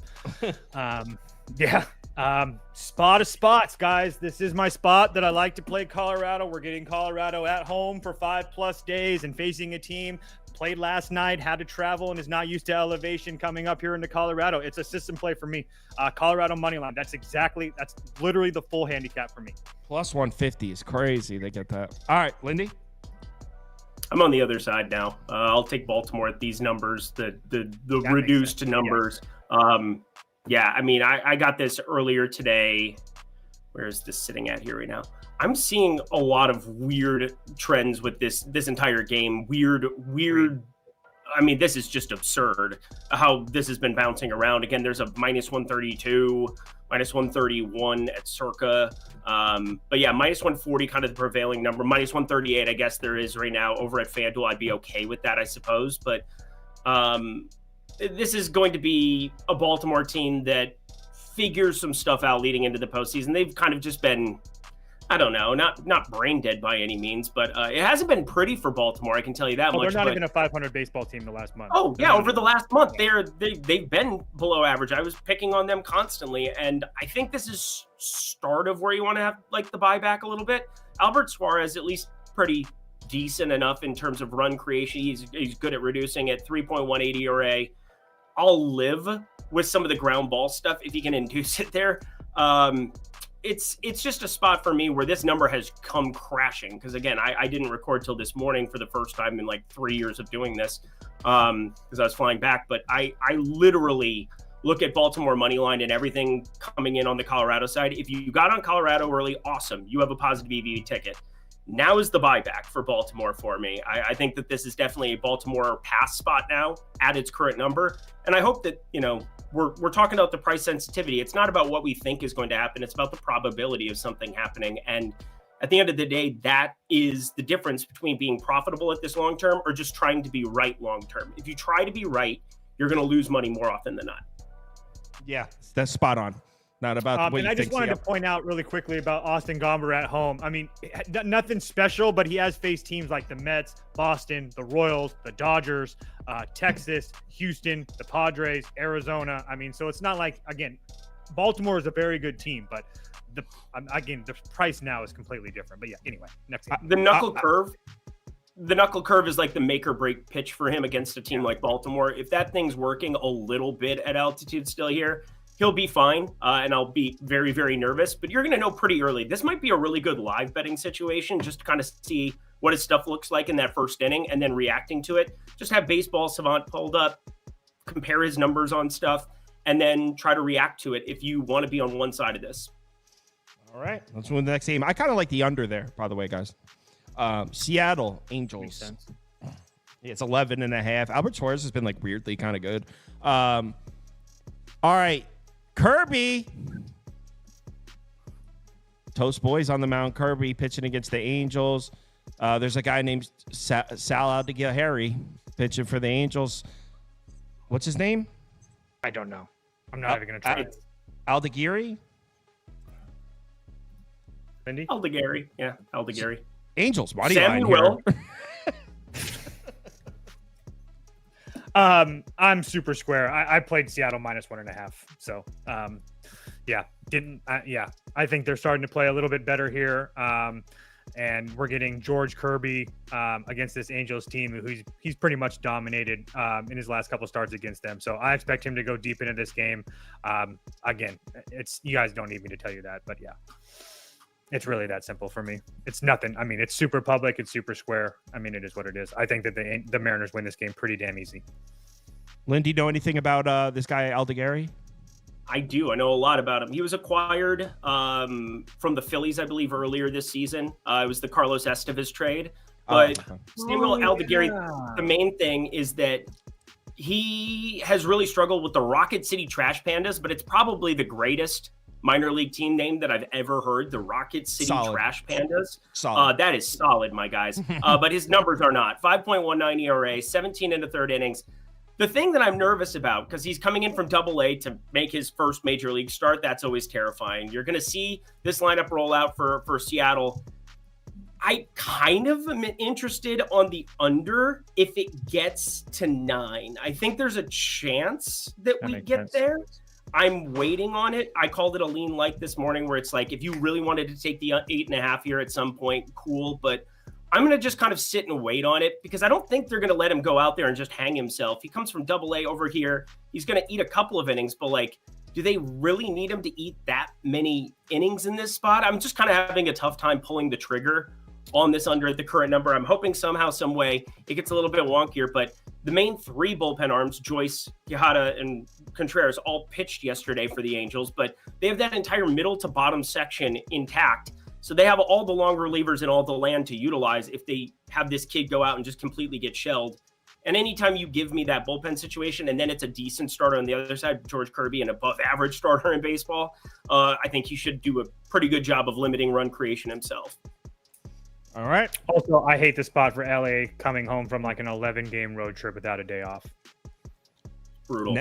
Next up, Snakes money line. I want to hear what Lindy has to say. I've had 50,000 questions on this game. I lean Snakes. I don't know. Me too. I lean Snakes, but here's the best part. We can just watch the baseball game too. We don't have to necessarily bet it. What Because the this is a hell? perfect. No, we can't. This is a perfect number. This is a perfect number. Like I if you agree. made me, and this is what I do. I mean, I literally love to like set the lines myself. Like, what I do every where night. would I have this line? It's almost perfect. Do I think if you play this game out 100 times that the Snakes probably win 48, 49 of them? Yeah, I do. But that's the price. Like, that's basically what we're looking at now. It's just so hard for me to pull the trigger because everything tells you you should be on Arizona here. Number 1 in WRC plus against right-handed pitching since the All-Star break. Number 1 in WRC plus against all pitching since the All-Star break. Number 2 in runs since the All-Star break. Corbin Carroll is healthy. I've said this repeatedly. Once he gets back to a fully operational Death Star, awesome. You want to be backing him. Is it that fun to be taking on Clayton Kershaw, who we haven't seen the best of here yet? No. Zach Gallen, I don't think we've seen the best of, but this is a terrifying spot for him. I feel like this ends up being a stay away for me as much as I really want to bet it because I know I'm going to watch it no matter what. I have something I want to bet, but it involves breaking the curse. Oh no. What curse? Yeah, play an over so we can all play under. My hit rate on betting totals in this ballpark might be below 10%. That's a guaranteed. Dude, whatever reason, and it dates back to last season, I've only played like 3 or 4 totals all year in this ballpark because I'm truly scared of it. I think it goes under. I think we're looking at a 0-0 game after 5 innings. Pitcher's duel. Yeah. I was in Phoenix this morning. It is hot as balls. That roof will be closed. It is what it is. But like, I just, there's no, totals in Chase Field are so volatile. It's a weird ballpark because again, there will be a day in September, and I keep bringing this up because it ends up being like these random games that people aren't really paying attention to. There will be a day that Chase Field will have the ballpark open and you need to jam the over as soon as it opens. Like you just need to jam the 8.5. I don't care which pitchers are in play. I don't care anything. The roof is going to get opened eventually here in September, and you want to be a part of that. And keep that in mind during playoffs too, because usually it's the team's decision. In the playoffs, it's Major League Baseball's decision. So if they want that roof open, that roof is going to be open, whether the Diamondbacks want it open or not. As far as I'm concerned on this game, I feel the same way as Lindy. I'm sure you're going to see or hear a lot of people talk about Zach Gallen's history against the Dodgers. It isn't great. But here's the thing. If there's one spot we like to bet Zach Gallen, well, I don't, but people do, is that Zach Gallen at home. And over his last 5 starts against the Dodgers, only one of those starts have been at home. And that was the one he looked really, really good. And it's like the same thing with Kershaw. All of his starts against Arizona essentially have been at home. The one start on the road wasn't that great. He had a decent start like 3 years ago in Arizona. Who cares? I mean, I don't know what to expect from Clayton Kershaw. I mean, he looked really good against St. Louis and Milwaukee and Philadelphia, and then the Rays got to him. So again, I don't know. He's not going to go deep into this game. I don't really like the Dodgers bullpen either. It's not like they're like super taxed. I mean, Jesus, they are a lot worse than I thought they were. Phillips, Banda, both 2 of the last 3 nights. Hudson went 18 and Kopech's at 2 of the last 3. Justin Martinez has went 2 of the last or back-to-back nights for Arizona too. You can have those same type of concerns for Arizona as well. So it's a hard pass. Lean on Arizona. All right, next game. Last game, and then we're talking football. Shout out Fish. Shout out Marlins. Shout out Road Getaway Days. Came through for me yesterday. Didn't even really make me sweat it either. Well, actually, they kind of did. They took like a 5-run lead and then kind of gave it back, but then they pulled away at the end. So, yeah. Well, but if you're a person that's been following those trends, yes, you bet the Marlins in Road Getaway Days. But when do you fade them? The first game of the next series. So if you've been following that, Giants -2.5 should be a lock here. But Giants at home, they don't score any runs. What are you guys doing in this awful game? Oh, what about the best baseball game to bet on the board? Oh, wait, let me hear this. What you got? I'm listening. I'm here. Blake Snell is going to destroy Miami today. When I say destroy, Marlins the line movement. Hold on. Marlins all team total silly. under. Marlins all team total under 0.5. I'm here for it. You think I'm? I Where agree are they with coming you. back I from? agree What with is you. one of my favorite things to do in baseball? When a team leaves Coors Field, and then you're facing an ace like Blake Snell, where the ball's going to be moving way, way more than what you just dealt with for 4 days in a ballpark where no one ever scores. This is a phenomenal spot to back Blake Snell. Plus, again, we are still far enough away where I don't think we have any innings or anything concerns. The main concern I have, again, he had 74 pitches or whatever. They learned, maybe he doesn't want to pitch very deep for a team that's not necessarily he was in anywhere. Seattle. He was hanging out with his buddies all weekend. Just throw that start away. Just throw that away. Okay, fantastic. Because then I'm just going to jam Blake Snell against a Miami team that against Southpaws in the most ridiculous ballpark that you could possibly go to after being in Coors Field. It's just going to be a bloodbath. Plus, you look at some of the hitters that have been performing well here. Yeah, we've got Connor Norby, Jake Berger, Jonah Bride, Derek Hill, David Hensley in the projected lineup. Otto Lopez obviously will be in there. I mean, these are just Pache. Yeah, Christian Pache, if you want to give him a little bit of love, Philadelphia could use him from time to time in some platoon spots, but they just parted ways with that. But I'm very much here for alts backing San Francisco in multiple fashions as well. So I can't even believe that I'm doing this at this point, but I got -135. It's -140, and I'm still okay with it. Over 7.5 Ks for Blake Snell. I mean, I just see an absolute evisceration coming. It's going to be a masterclass, and we want to profit somehow, some way. Alternate unders, I'm going to bet 1-0. I'm going to be firing it up. I'm here for all of it. Can you guys see the screen? I love it. Marlins team total under a Parlay half it with run. Addison Barger. He's strong and built. He's special and strong. So I have Marlins. I'm Marlins to get shut out at +520. Yeah. I 100% agree. I would play my Giants -1.5. I wanted to see what it was this morning, and the fact that it's hasn't moved kind of freaked me out. I think that if you play this game, it's either play Lindy's K's or play Miami team total under 2.5 at -115. It's a better price than if they Or score the 3. under half. Or if you want to get crazy, play with Kyle too. That works too. I'm joining. This is good. +520. Come on. In a ballpark where no one ever scores. I mean, shit. The Giants might not score. Yeah. Coming off of Coors, and now you got Blake Snell slider. You know what's funny about the Coors thing too? Coming out of Coors, in 4 games they've scored 2 runs twice in Coors. All right. We're gonna do the college. We're gonna do the community parlay at the end because we want to get to football. Forget. Real quick, Lindy, want to tell them where they can find your stuff before you bounce? Yeah, head over to oddshopper.com. Oddshopper.com is where you can find me, the YouTube channel as well. Again, I always say this, but it's great companion piece. If you're watching Kyle's stuff, watch my stuff. If you're watching my stuff, watch Kyle's stuff. Absolutely love what he's doing over here. College football, full effect now too. Been watching, been tailing a lot of that as well. So just smash the like button for everybody involved. It goes a long way. It's a symbiotic thing. We appreciate you. Yeah, and I spoke with Ben, he's going to come on next week for some college football. That's the Odd Shopper college football guy. So I'll get him on here. That'll be awesome. We'll get him on. All right. Football time. Gentlemen, see you, Have a good day, guys. Good luck. You too, guys. Oh, and we start with a smoker. Temple on the road at Oklahoma. This one's going to come down to the wire. You have a prop in this game? Andy has a prop in this game, he says. Millman.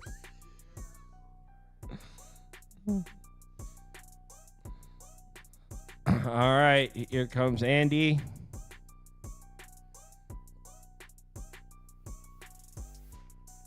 And let's get Scoop on the screen. Talk some football.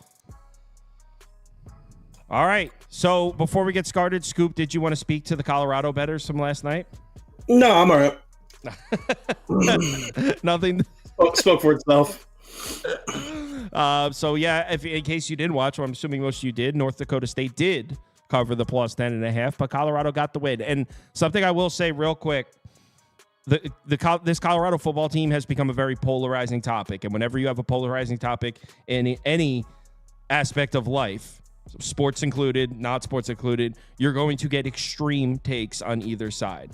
So there's going to be a lot of people that are acting like last night's win over North Dakota State was the greatest thing ever, and Colorado's the best team, and Travis Hunter's the best college football prospect ever.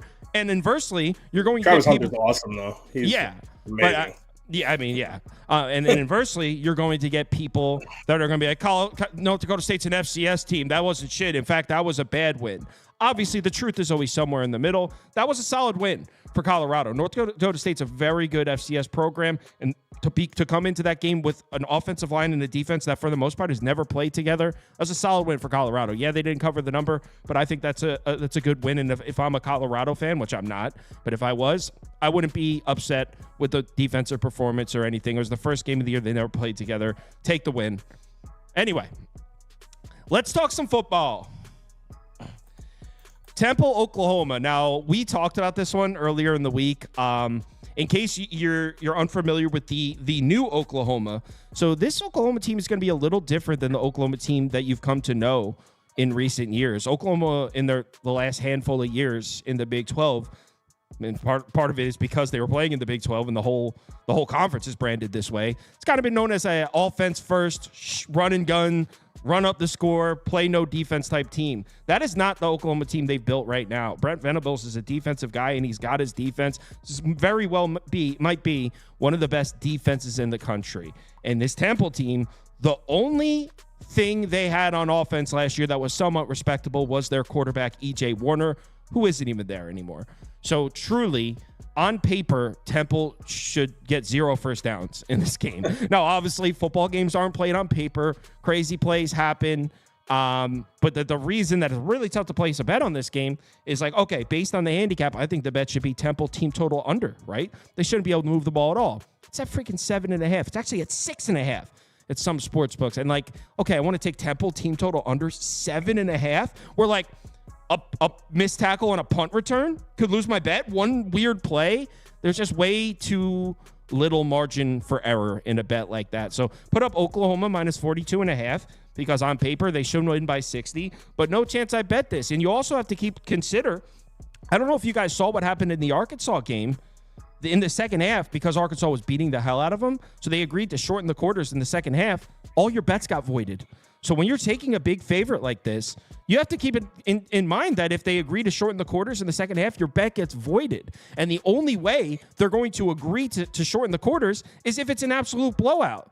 So it's almost like an added aspect to this where it's like, shit, I'll take Oklahoma minus 42.5. But if they're up 40 at half and I'm looking good, they might even shorten the quarters and the bet gets voided. So maybe an Oklahoma first half if you're trying to play it. I'm not. That's all I have to say about it. Go ahead, Andy. Yeah, so I agree. I think this is going to be an ugly one, and I don't know if they'll shorten the quarters against Temple. That's a situation that usually happens when you play an FCS team, but it is always very possible. The way I looked at this one, you can put up the minus 42.5 for me, but I was looking for what to bet in this one because we're going to have this game on, so I definitely wanted to know what to do. Don't have a prop for it because I just literally bet this.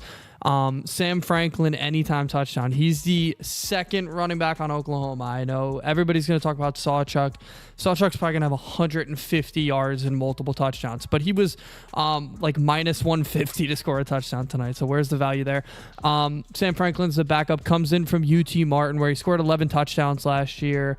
Obviously those were against FCS teams, but tell me he's not going to get burned in the second half. I mean, they're probably going to be up 40 plus points. He might even see the field in the first half, obviously. So he's ran for 1,200 yards last year, so this is a really good player. So and it's his first game, obviously, at major conference football. You know they're going to want to get him carries against an FBS team, even though it's Temple. So that's definitely a good one that I just saw. So that's my prop there. And also, I mean, he basically covered it all. This game's going to be ugly. Oklahoma's defense, I think they're maybe the best in the country. So I know their offense might lack at quarterback because this is a quarterback making his first career start.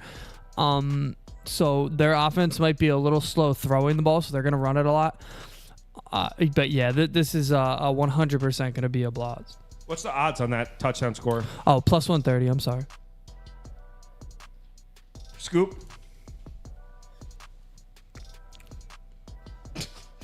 Oof. Coach. Yeah, so I mean, I feel for Temple. My cousin was a special team coach last year in Temple. He got out of there really quick. He's on Penn State now, so as a special teams coach.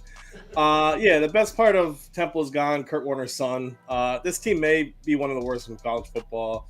What little they had, I'd expect this team to go under 19 points probably on average all year, even in their conference. So, yeah, for this. I mean, yeah, and what you said, people were betting under 6.5 even. I can't bet that at all. There's so many fluky touchdowns that you can somehow score. But the best part of Temple, maybe they rebuilt defensive line. But my prop is Sawchuk going over 90 yards is minus 105. I think he's going to have a field day. Even if Franklin has some carries, it's not going to be as many as I think both of them can go over 100 yards personally. So I noticed Oklahoma O-line's brand new, all of them. So that may be the best case scenario for Temple, the defensive line. But yeah, it's not the O-line that hasn't played. Even though they're all transferred, they have 114 career starts for Oklahoma. Jackson Arnold's a step down. I know it's a lot of points. I'd still lean Oklahoma, but I like the prop better. Temple also gave up 48 points to Tulsa, North Texas, and UTSA in that last year. So if you don't think Oklahoma can score 50, that's, I don't know what to tell you. So Sawchuk, 90-plus rush yards. All right. Somebody said my touchdown so wasn't logical. And then we'll move on to a respectable football game. It's going to be 10 touchdowns scored by Oklahoma in this game. What'd you say?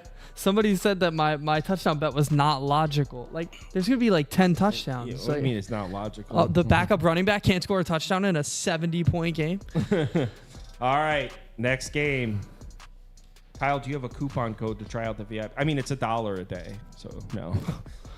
It's not expensive. All right, FAU, Michigan State. We talked about this one. All right, so in case you haven't been watching the show this week, I put out a video on this game, and me and Andy actually did previews on both these teams. All right, I have I'd say a little bit of concern regarding Michigan State's offense in this matchup. Now, it's not that I don't think there's talent on this offense. In fact, their quarterback, I mean, he hype through the roof. This is supposedly the guy, 5-star recruit, Aiden Childs, next NFL superstar. They got the guy they wanted. They have the superstar quarterback. It's his first start, and it's on the road. I mean, I'm sorry, not on the road. And it's against FAU, who actually had a respectable run defense last year and brings back a lot of the production on the defensive side. 3 of their 4 linebackers are back, and this was a decent run defense. So I don't know if the run game's going to be there for Michigan State. Now, obviously, there's a talent discrepancy. They should be able to run the ball in FAU, but the Michigan State offensive line is gutted. Most of it comes from the portal. I think 4 starters from last year's line gone. So in the first game of the season, Michigan State does have 2 very good running backs. They're set at running back, but offensive line, maybe second half of the year, I can get behind Michigan State running the ball. But first game of the season, I don't know if it's going to be there. So a quarterback making his first start that might not have much run support isn't exactly something I'm dying to stamp my approval on. So the reason I'm saying that is because there's no way I'm betting FAU. So, like, I was just explaining why I can't get to Michigan State minus the points. I think the move would be under or FAU team total under. The problem is, when I first talked about this game, the FAU team total was at 16.5. And I said in the Discord, I think it was, like, guys, let's see if we can get a 17. Shit dropped to like 13.5. It went the other way quick. So I should have just grabbed the 16.5 when I said that. I didn't. The reason I have no faith in all in FAU scoring points here in East Lansing is man, they lost everybody on offense. Their running backs are gone. 4 of their 5 offensive linemen are gone. I think 4 of their top 5 receivers are gone. They brought in a transfer to play quarterback, Cam Fancher, who really struggled last year at Marshall. So they bring in Cam Fancher to play quarterback in a new system he's never played in before, with all new pieces who have also never played in this system before. So what are they going to do on the road here at Michigan State? I think Cam Fancher might can you bet 3+ interceptions? I think Cam Fancher is going to have to be a hero just to keep him in this game. So that's why I don't think I can really play the under, because I could see pick sixes, easy points being handed to Michigan State on account of Cam Fancher throwing interceptions. So you can put Michigan State, a small graphic, Michigan State -13 as well. Under Michigan State -13 and under FAU team total under. But ultimately, I didn't end up placing a bet here. But I think FAU is going to struggle to score, and there's going to be some turnovers on the FAU side. So Michigan State might stumble their way into a cover despite not looking too fluent offensively. That's how I feel.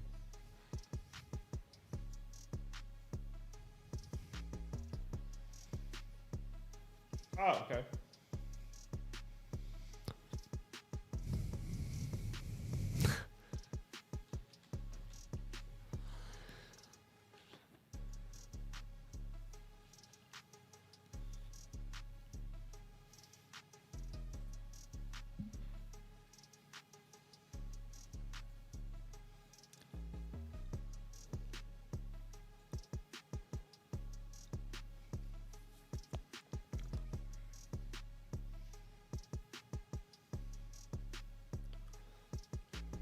You're muted. You're muted, they're saying. Muted? Yeah, I muted you because you always have shit friggin' going on. Well, why did you mute me? Maybe you should get off of my shit and don't mute me at all. Maybe fucking mute yourself. Maybe you should leave me alone and do what I want to do. How about you mind your business? All right, How about you come on the show and actually do something? All right, let's go. All right, go ahead. So I was saying, yeah, I'm on the under. Also, I was saying Jonathan Smith is a new coach, really favors a run-first offense, but Carter looked pretty terrible after his first 3 games last year. Aiden Childs joins as coach from Oregon State, but I think he's a mediocre quarterback. I like Michigan State's defense a lot more than their offense. Joe Rossi does a great job with the line, is a great defensive run-stopping coach. He has a new line to deal with, but a lot of them are great transfers. FAU's offense, in my opinion, isn't much better than Michigan State's. They were a mess after Thompson went down, and now they have Marshall's quarterback from last year, which Kyle just said. Fancher, he threw like 18 interceptions last year. He's very turnover prone. Couple that with losing them pretty much every offensive weapon. I don't think they're going to improve at all, personally. So their defense still is a lot improved. 8 starters are back after learning a new system last year, which they really didn't go bad in at all last year. They were only giving up 25 points per game. I think it's one of the best AAC's defenses this year. So it's how they're going to keep in games until their offense gets settled down. So I don't like either of these offenses, and both defenses should play really well. So I like the under here. All right, yeah, so me and Scoop kind of in agreement. Andy? Yeah, so if you watch the previews, you know that I'm pretty high on both of these teams, but I'm higher on Michigan State. He just said that he thinks Aiden Childs is going to be a mediocre quarterback. Shut up. All right, you're wrong. He's going to be a star. I trust everybody that said anything about him. He is everybody at their camps, everybody at Oregon State last year. They love him. He's versatile. He can run and throw. He's a thrower, right? We talked about that the other day. So, yeah, I like everything this kid's going to do. I think this is going to help this offense a ton. I think last year they were a very stagnant would be the way to put it. They have their top running back. So I really like this Michigan State offense. Their defense did get gutted, and it was a very late that a lot of those guys left in the spring transfer portal. So this defense is not going to be very good this year against Big Ten teams. But FAU is not a Big Ten team, right? He just brought up Cam Fancher. I think Cam Fancher will be good, but not today. I think this is going to be rough. Even the worst players in the Big Ten are better than the best players in the AAC. So I think that this defense will be just fine today.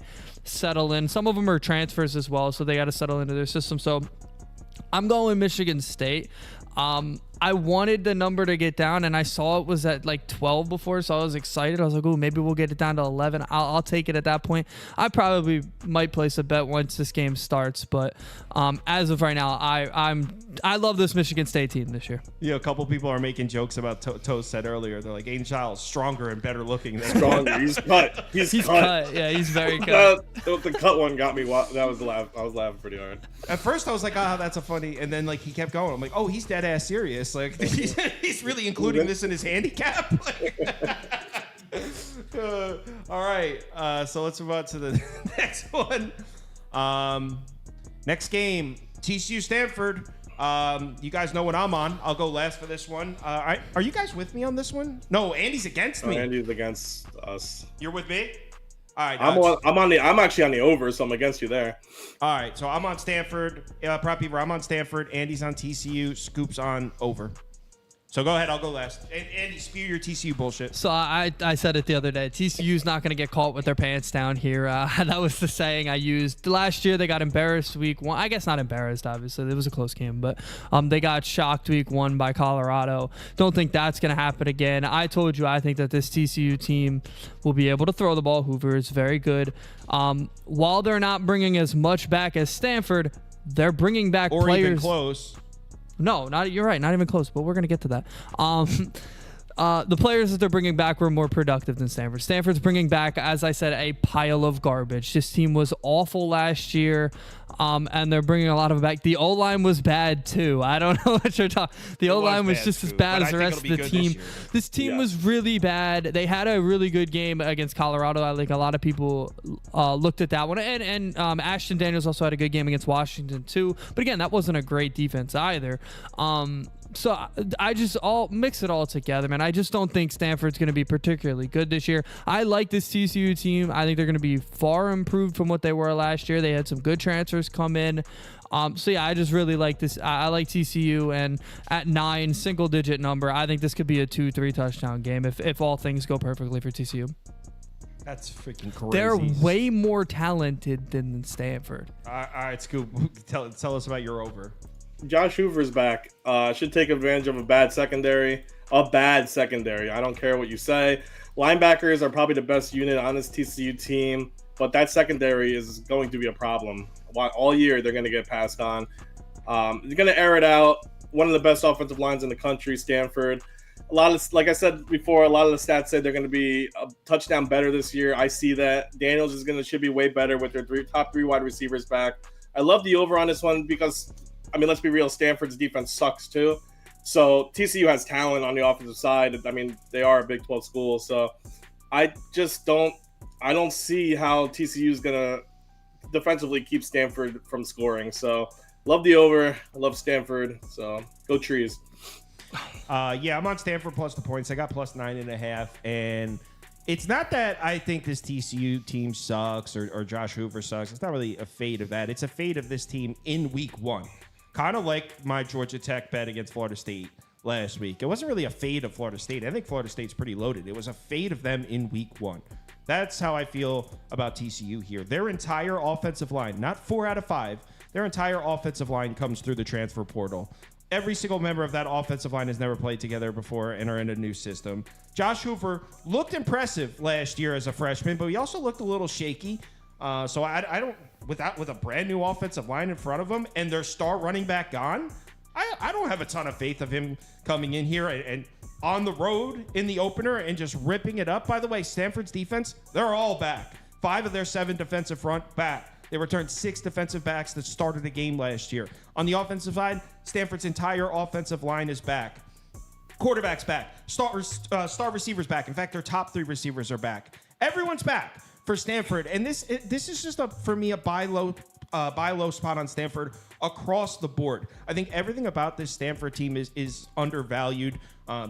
Taking last year into account, they didn't even know who their head coach was until like 2 or 3 months into the offseason. So the last year was just a fluke by every metric. I mean, that whole last season for Stanford just was a shitty was not an accurate depiction of what kind of program this is. This is a program that continually pumps out NFL offensive linemen. So returning 5, there's going to be some way better, much improved offensive line play. And look, TCU with a brand new offensive line against an entire returning Stanford defense. Yeah, you could say the defense wasn't good last year, but they're all back and it's week 1 and I'm catching 9.5 at home.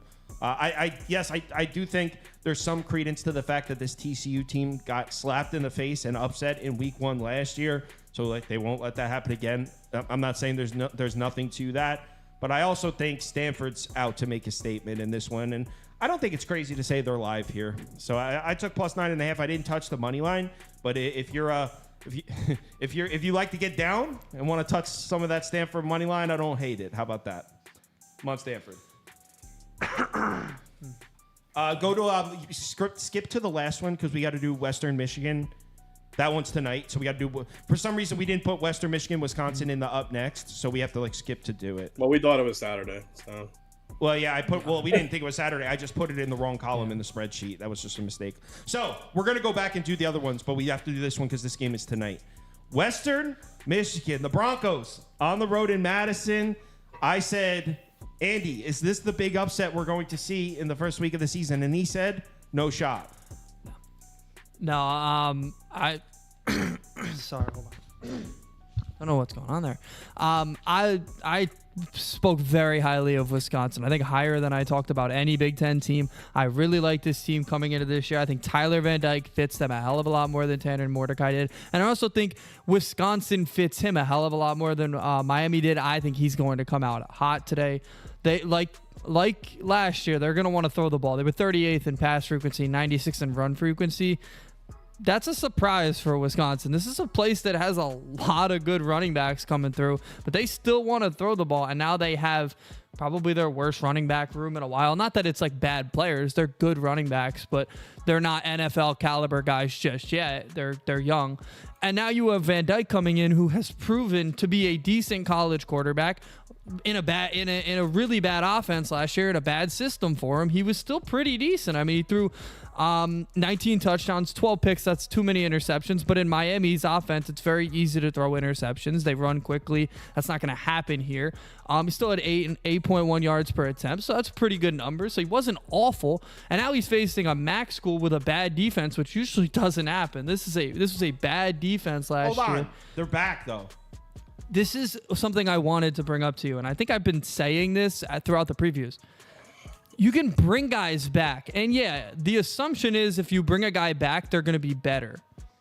But what if this team still, what if the guys they're bringing back still suck? I mean, they're going week 1 on the road to Camp Randall. That's a hard game to just show all that improvement you had in spring. So, they were bad players last year, and I'm going to assume week 1 going into Camp Randall, they're going to be bad players again. And they're going up against a veteran quarterback, a really good offense with a good offensive coach. It's not like Wisconsin's offense is returning nothing. They're still returning 7 starters, and they added a better quarterback. So, they're a better offense probably here. So, and Phil Longo is one of the best offensive coordinators in the country year after year. I just think this is going to be so much offense for Wisconsin, and we already know their defense is great. So I'd be surprised if Western Michigan's able to put 2 touchdowns in this one. Are you kidding me? Yeah. Dude, bad take. Okay. You didn't even mention Western Michigan's offense. I just mentioned that Wisconsin's defense is really good. I don't really care about their offense wasn't that good yet last year anyway. It was pretty good, and everything about this Western Michigan team is undervalued. You're gonna learn about the Broncos this season. That being said, I can't really talk shit to Andy because I personally am not holding a Western Michigan ticket at this moment. I can be bought. I can be enticed. Scoop, anything Western Michigan here? Yeah, time to piss people off. Wisconsin, bad college basketball team, bad college football team. Broncos had their worst season last year. They're going to come back here. Every unit's gotten better. Lance Taylor has a year under his belt. They have a deep running back room. Hayden Wolf's going to be a lot better. They had a down year because they had 2 starters last year. Now 8 are back, deeper squad. This team's going to be a surprise MAC contender, I think. Sure, Wisconsin has a solid defense, but Tyler Van Dyke is an absolute waste of space. I don't care what you say. There's no real proven star at running back. I think Kajana Carter's in the backfield maybe for Wisconsin. That team is absolute garbage. Their bowl streak ends here. They're going to go 5-7 on the season. There goes the 22 straight seasons of 500 or better in a row. No bowl game from them. This is a disrespectful line. 24 points is insane. This is definitely not going to be a blowout. I don't see Wisconsin's offense doing a bunch of magical things with Tyler Van Dyke in running their offense. So no, give me Western Michigan. This team's going to be a contender in the MAC. So you're taking the 24? You don't know how to look at Some quarterbacks. clown dude. didn't give me graphics. Well, it was so I have to- a I have last to make minute them. edition. Oh, that's right. It wasn't listed. That's on me. So yeah. I, So Scoop's taking the 24, Andy's laying the 24. So you guys are on opposite sides. Okay.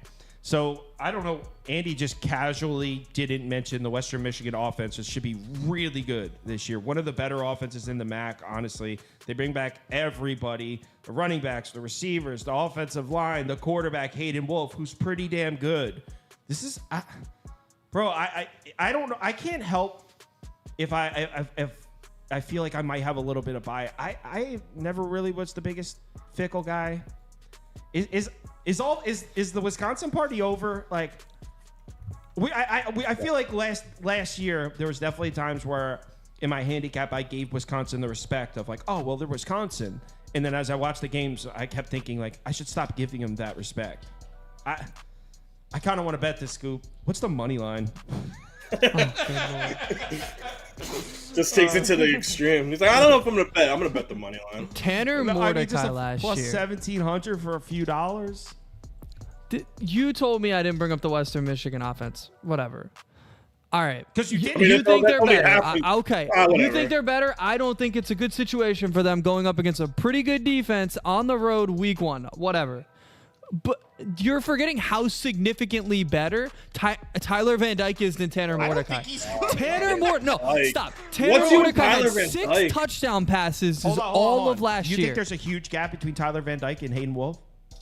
Yes. Oh yeah, dude. Tyler Van Dyke gets a lot of disrespect, 'Cause but he that wasn't Miami offense did not fit him last year. This is a really good fit. Pissing me off, honestly.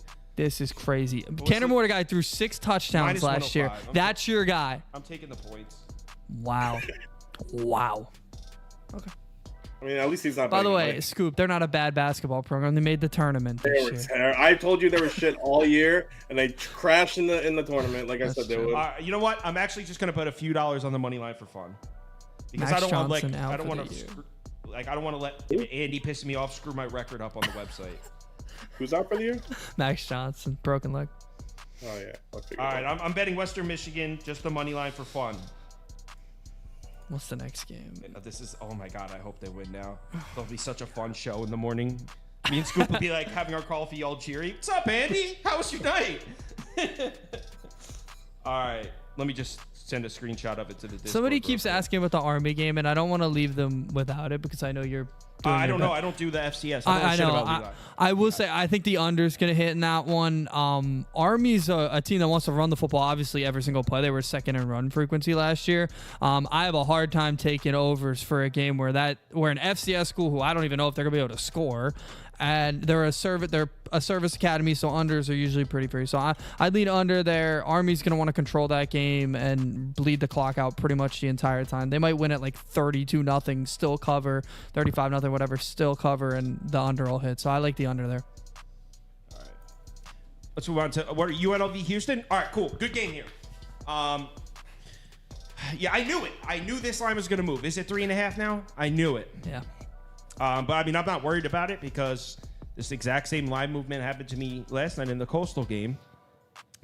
So it's at 3 mostly, not 3.5. So I got UNLV at plus 2.5 at minus 105. So I like it at plus 3. I'm not worried about the line movement. The market's been getting smoked. Yeah, I'm on UNLV here, and it's a pure play on the matchup. It's not that I'm not big on this Houston team. I think Houston's going to suck. In fact, I think they made a lot of moves that push them in the right direction. Specifically, I think the run defense will be improved this year for sure. They brought in a ton of really nice pieces in the transfer portal. They made the correct hire. They brought in the DC from Tulane, who built himself a hell of a run defense there last year. A school that isn't even loaded with talent. They had Tulane's defensive front seven playing really well. So you give them the talent that Houston just brought in the transfer portal. I think Houston's run defense is going to be pretty solid. maybe the second half of this year. This is the first game. None of these guys have ever played. From Houston's defensive line from last year, 5 leading tacklers, gone. Houston's linebackers from last year, 4 of the 5 leading tacklers, gone. They're all gone. Houston's defensive front 7 from last year, granted they weren't very good, they're all gone. So we're talking about a brand new defensive front that's never played together with a new defensive coordinator that admittedly, I think it's a good hire and it's a lot of talent. Later in the season, we could talk. But first game of the year against a UNLV team that should have a really dangerous rushing attack. They've got 2 really good running backs. Jaden Thomas rushed for 12 touchdowns last year as a freshman, and he's back. They also brought in Michael Allen from NC State, another really good back. So they got 2 running backs. They also brought in 2 quarterbacks that can both run. This UNLV rushing attack should be pretty serious. They've got 3 starters back on the offensive line, and that's all this team wants to do is run the football. So it's just a bad matchup for Houston. Where I'm a little worried, I don't think UNLV is going to have much of a passing attack this year, and that's going to make the defensive play calling on Houston's side pretty easy. Like, just take the run away, and UNLV should struggle. The thing is, are they even capable of taking the run away? That's the question. I took UNLV plus the points. You can put that up for me, Prop Beaver. I bet this. Line sketchy. Market is definitely against me here. Like I said, I took it at plus 2.5. Not really worried about it. I think UNLV is the move here. It's definitely going to be a pretty public dog, though. Just full disclosure. Yeah.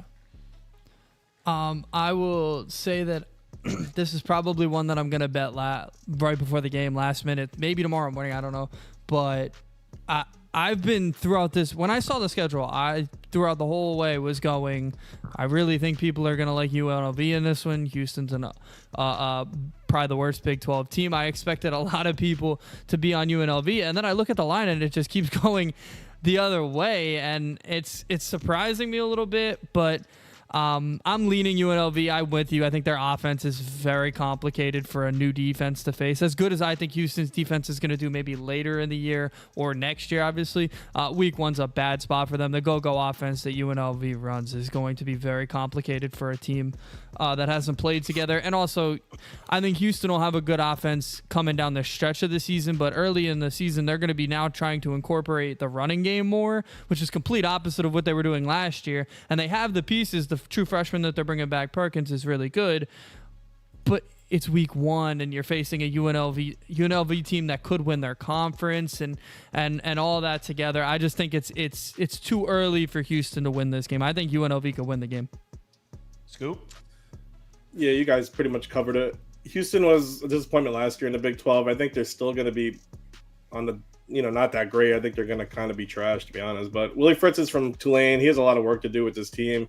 Donovan Smith's back, who was all right last year. He wasn't actually a bad quarterback, but I don't know really who he's throwing to. They lost a lot of their wide receivers. I guess they got 2 Tulsa transfers, so I don't know how that's going to work. But not only that, but their offensive line is completely reworked. They only brought their guard back, who is in his 7th year of eligibility. It's going to be a real rebuilding team, especially with Fritz. He's done well in his previous college, but it's going to take time here. I think this UNLV team, they were really fun last year. Made the title game for the Mountain West.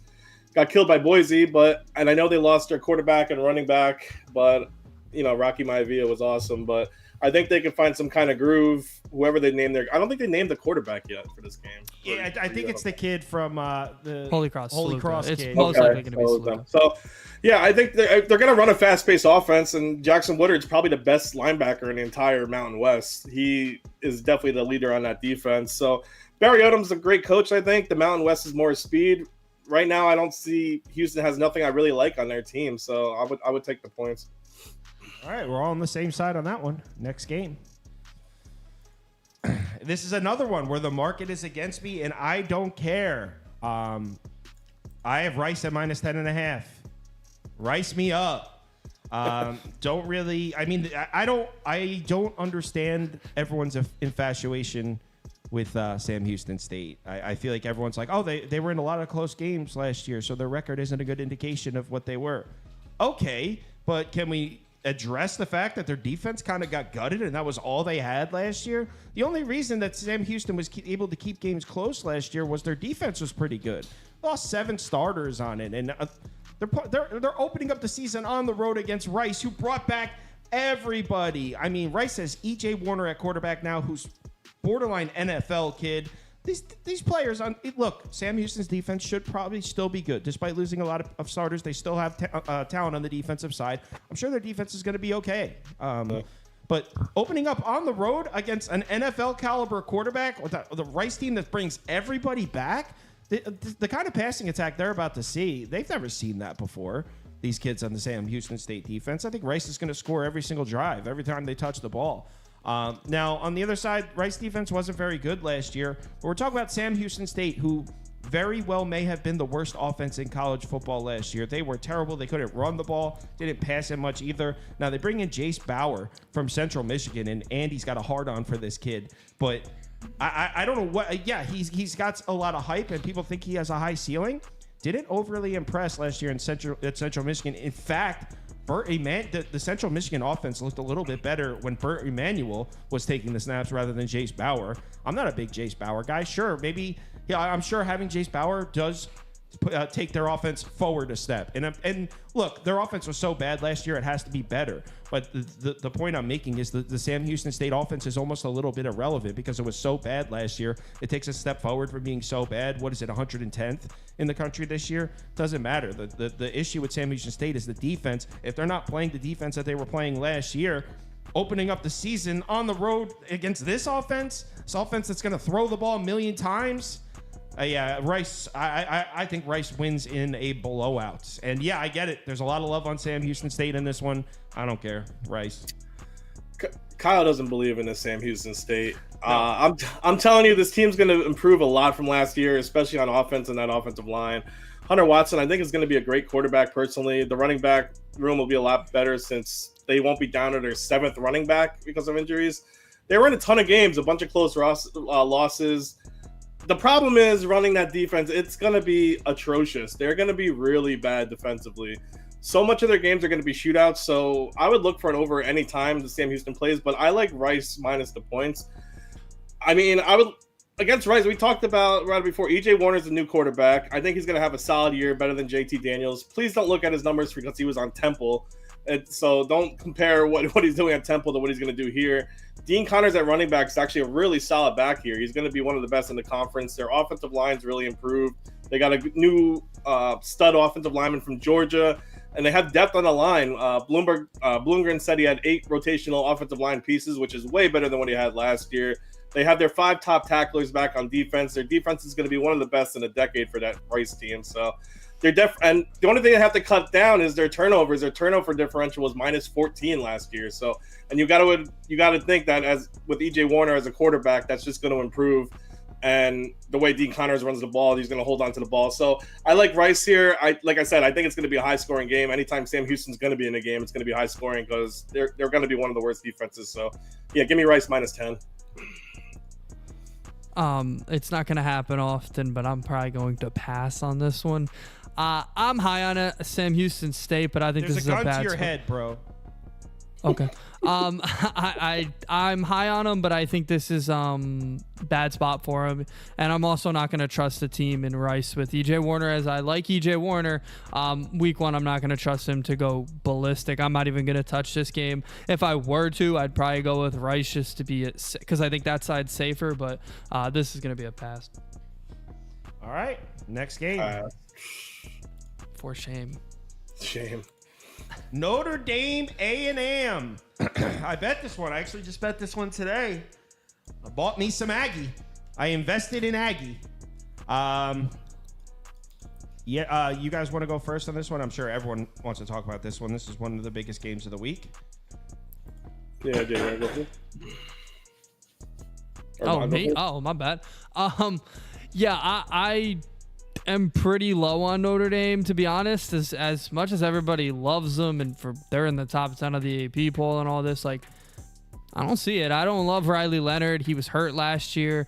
He's not as good of a thrower as you'd want a guy at Notre Dame to be. They're gonna have to throw the ball. They lost Estime now, so their running game is depleted. Their running game will be fine though. It'll be fine, but I don't think it'll be quite as good as it was last year. And they didn't have the quarterback last year, and I think the quarterback's worse. So like, I don't think this team got better with Riley Leonard. Maybe he supplements the run game there, but you lose so much from Sam Hartman passing to Riley Leonard passing. So, like, I don't love this offense. They're going on the road. Kyle Field's one of the hardest places to play in the country. Mixed that with it's a new era there. They finally have a coach. They've had the top recruiting class in the country, like every top 3 recruiting class every year of the Jimbo Fisher era, but he's a horrible coach. Now you bring in Mike Elko, who's a good coach, and you still have a lot of that talent. I'm really high on Texas A&M this year. I think they're one of the more talented teams in the country. Now they have coaching. Coming into this one, I think this is just it's a tough spot for Notre Dame. They don't usually go on the road often, and when they do, they don't usually win. In terms of going to an SEC school, they went to Georgia a few years ago, and they just kind of got ran out of the building. It was close, but they were never going to win it. This is just kind of similar to me. They're not going to be ready to go on the road, win in an SEC place, and I think they're going to lose this game by a touchdown. Yeah, I feel the exact same way. I'm on A&M. I took it at -2.5, and I also bet the money line for A&M.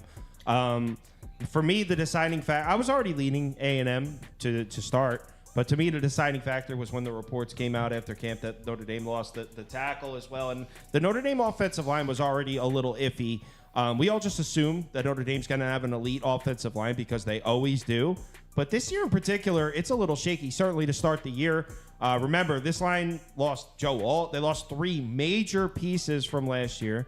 And again, it's Notre Dame, so I'm sure the next pieces up are fine. But then they lose their left tackle, very highly touted recruit for the season, right? He's out for the year? Yeah, he's out for the year. And if there's just one place you don't want to go with offensive line question marks, it's Kyle Field, man. I mean, you don't want to go on the road to Texas A&M with question marks on the offensive line. This is a top 3, top 5 defensive line every single year. And straight up, this is probably the best pass rush in college football right here. I mean, they might have 3 edge rushers on 3. They got, okay. So first of all, they'll bring their all-conference edge rusher back. His name's Shamar Thomas. I forget it. It's his first name Shamar. He's back.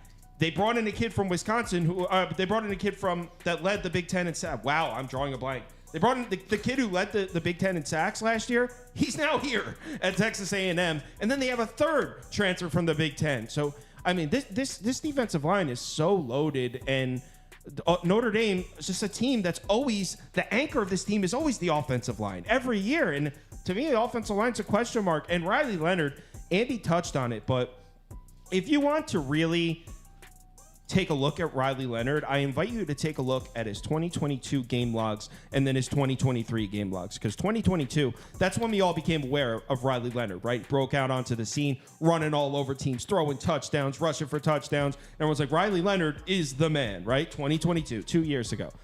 Go look at Duke's schedule that year. They played nobody. The toughest defense they played was what? North Carolina?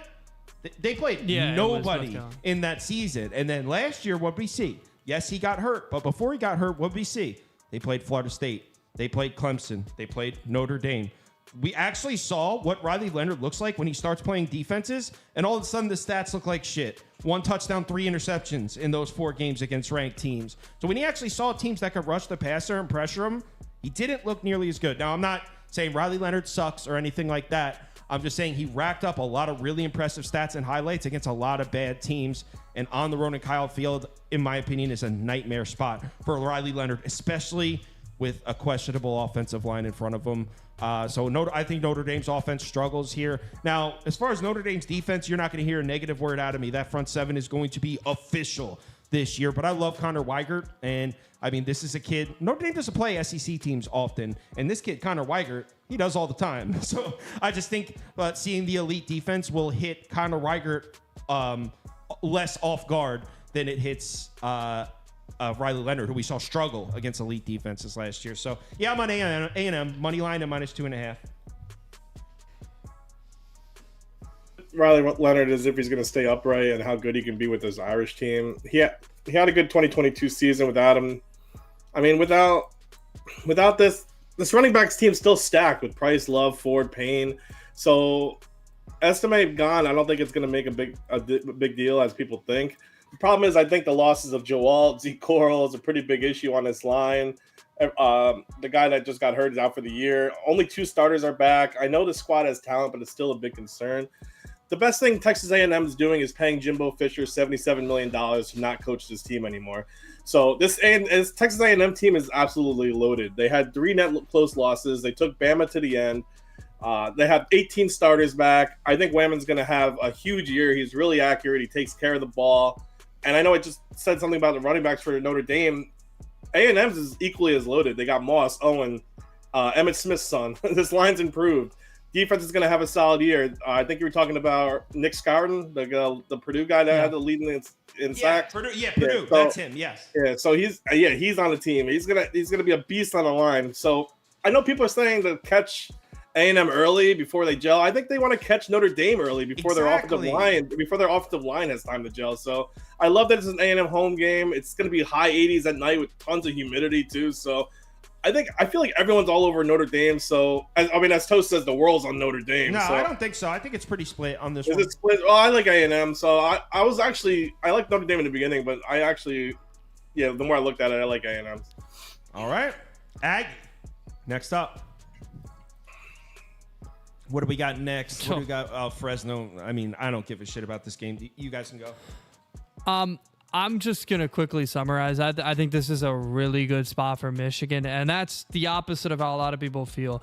The counterpoint would be this is a bad spot for Michigan, right? Because they've had all this noise all year, right? Jim Harbaugh is gone. Sharon Moore, who, by the way, is 4-0 as a head coach in his career, wins over Ohio State and Penn State. Just saying, the guy is going to be a good head coach. He wouldn't have this job if he wasn't going to be a good head coach, because they could have gotten anybody they wanted, and they wanted to keep him because they trust him. So I'm not worried about coaching. But everybody's been saying, well, in their heads, all the sign stealing stuff and all that's going to be in their heads, and they're going to be worried about all that noise. I think the opposite. Their defense is the mainstay of this team. I don't think their offense really has to do much this year for them to even be half decent. Probably have a top 3 defense in the country. They easily have the best defense in the Big Ten. They might not give up a point in this game. I like Mikey Keene. He's great, good quarterback. I think this Fresno State team's going to be good when they play Mountain West football. This is different. They might score maybe 7 points. So then I only need Michigan with a great running back room to only put up, 28 or 30? That seems very doable. I think the quarterback at Michigan, Orji is his name. He's going to be good. If as long as that's the guy, he's dual threat. I think they'll be able to run on anybody. So I think Michigan will just control this game. It'll be boring as hell because Fresno State's not going to be able to score at all. A lot of punts from Fresno State, a lot of extra possessions for Michigan State. So I just think Michigan's going to blow them out. They're not thinking about what happened last year. I don't care what anybody says. This Michigan team's different.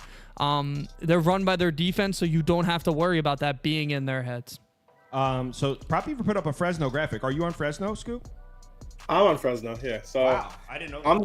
I'm grabbing Fresno. I'm sure everyone's seen Michigan. Obviously, they know they lost their starting line, quarterback, running backs, wide receivers. Yeah, so Orji or Warren may start here. I don't think they announced it yet, but I would go with Orji, in my opinion. But I know Moore is a brand new head coach. To think this team's going to be terrible, that's ridiculous. I don't think they're going to be terrible. They still have one of the best defenses in the country. I just don't see them on offense in the first game just blowing out a Fresno. Fresno team's not a walkover type of game. They have veteran wide receivers. They have a great offensive line. Keene's back at quarterback, a year under his belt. They have their 3 running backs from last year. Corey Foreman's one of the best defensive ends in their conference. I know Tedford just stepped down from health issues, so they have Tim Skipper, which is a great name for a coach, Skipper. So. They have quality players on all the sides of the ball. I think, you just said it. I have in my notes. This is going to be a slow, boring game, to be honest. I don't think this game's going to be fun to watch at all. I think Michigan's going to try to just pound the ball with a kind of very basic playbook. So, I would also lean the under here, 45.5. Actually, I changed my mind. I don't want Fresno plus 21. I want the under 45.5. I'm not going to bet Fresno. That was a stupid decision. So yeah, 45.5. I see this being maybe like a 28-10 type of game. Both offenses are going to be atrocious. So I'm going to bet the 45.5 under. Changes his mind. I just talked myself into not doing that. Just a note here. 21 just doesn't seem like enough. No, yeah. Like the offense, like Andy said, like the offense is pretty bad against Michigan, but I just don't see it going over 40.5 either. So I don't even see Michigan's throwing it over 20 times. So yeah. The last time right. Fresno State faced a top 10 team, they went on the road to USC. They lost 45-17.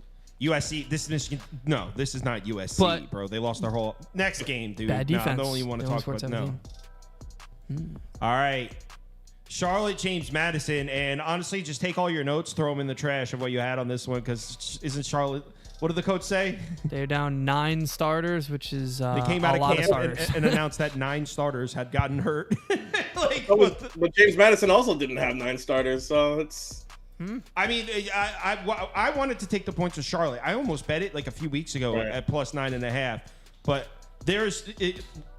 I don't know if the coaches are just playing mind games. Yeah. I have no idea. So if you put a gun to my head and forced me to bet the game, I would take the points with Charlotte. But judging by what went down with these two teams in the last couple of weeks and like the shit, it's just such a question mark. James Madison has like 2 players returning from last year. It's just like a Jacksonville State team, so it's not going to be it's not even going to be close to what they had last year. So yeah, it's going to be a very underrated defense for Charlotte too, but I don't know who's playing. So yeah, I would take the points too, but yeah. Yeah, Charlotte or pass. Won't be betting it. Andy? Yeah, same. Charlotte or pass. All right. And we're probably only going to spend a minute on the next one too. I want to get to the last one. We got 2 left. I want to get to. I just bet this one. Yeah, I did too, actually. No, not this one right here. No, this one. I want to talk I know about Andy going after this. maybe bet the same thing. Hold on, what you guys bet in this shit? Dude, I'm all over Arizona. Yeah, I bet Arizona. I just got them at 29.5. The line went down. Yeah, Noah Fafita's going to go. I mean, you saw this New Mexico team last week. New Mexico probably shouldn't have covered, right? They got 2 scooping scores against an FCS school and still blew the game, blew a 17-point lead. And now they're going on the road to face, in my opinion, one of the best offenses in the Big 12. I think they're going to get bludgeoned. Arizona's not going to make those mistakes. Just simple. I think this is going to be like 45-0. I think this is going to be a very ugly one. Getting 29.5 is crazy. It was 31.5 at the beginning of the week. So getting it down 2 points is a lot. Yeah. I think you guys are crazy. No, this is without fish magic. Super spaghetti whale lock of the week is Arizona -30. This is going to be a ridiculously good offense. Like Andy said, the quarterback stayed. McMillion's one of the best. Is probably the best wide receiver in that conference. I don't care what you say.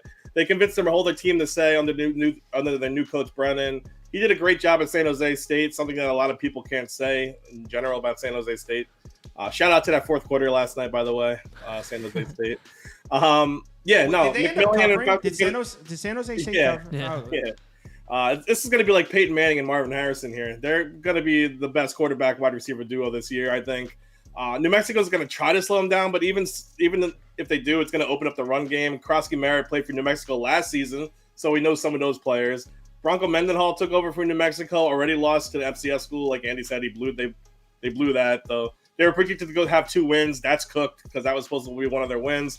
I really don't care what the line was as long as it was under 50. Arizona -30 is such an easy bet. You guys are underestimating the loss of fish magic, bro.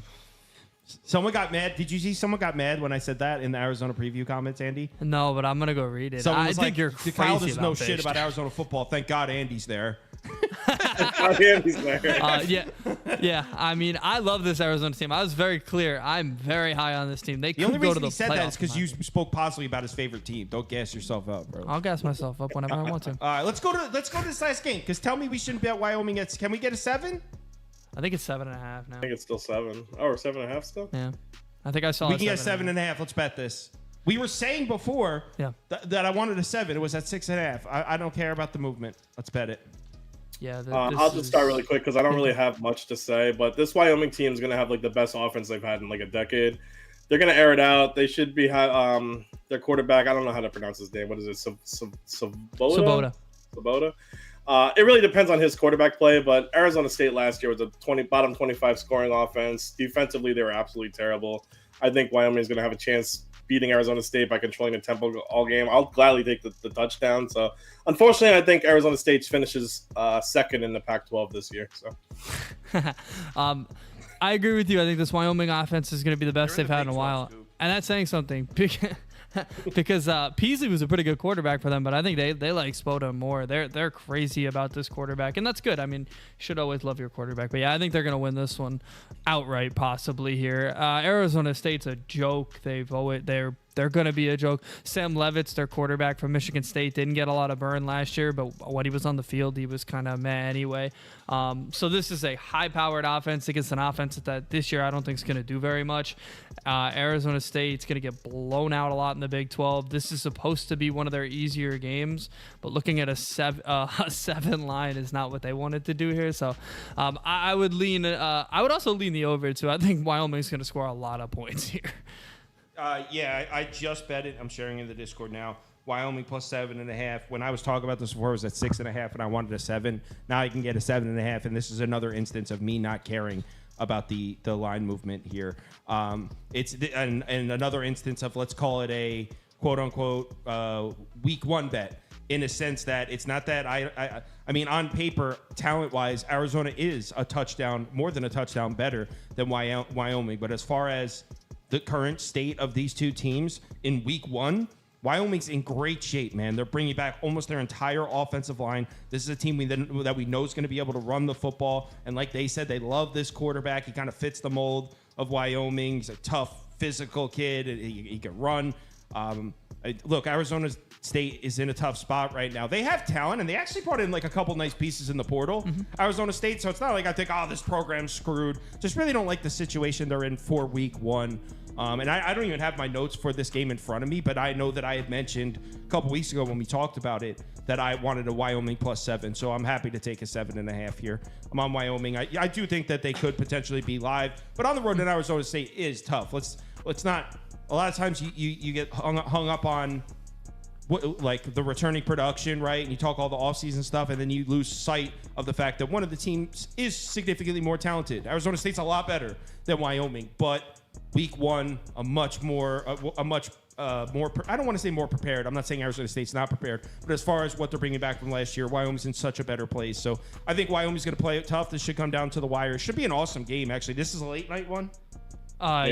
Yeah, this should be a really fun game to watch tonight. If you're looking to place a bet on the late game, take the 7.5. Let's go, Pokes. 2 late night game because the Arizona game starts at 10:30. All right, that's it. Everyone, thanks for watching. Enjoy your week. Tomorrow, 10 a.m. We're going through them all. 2 hours straight.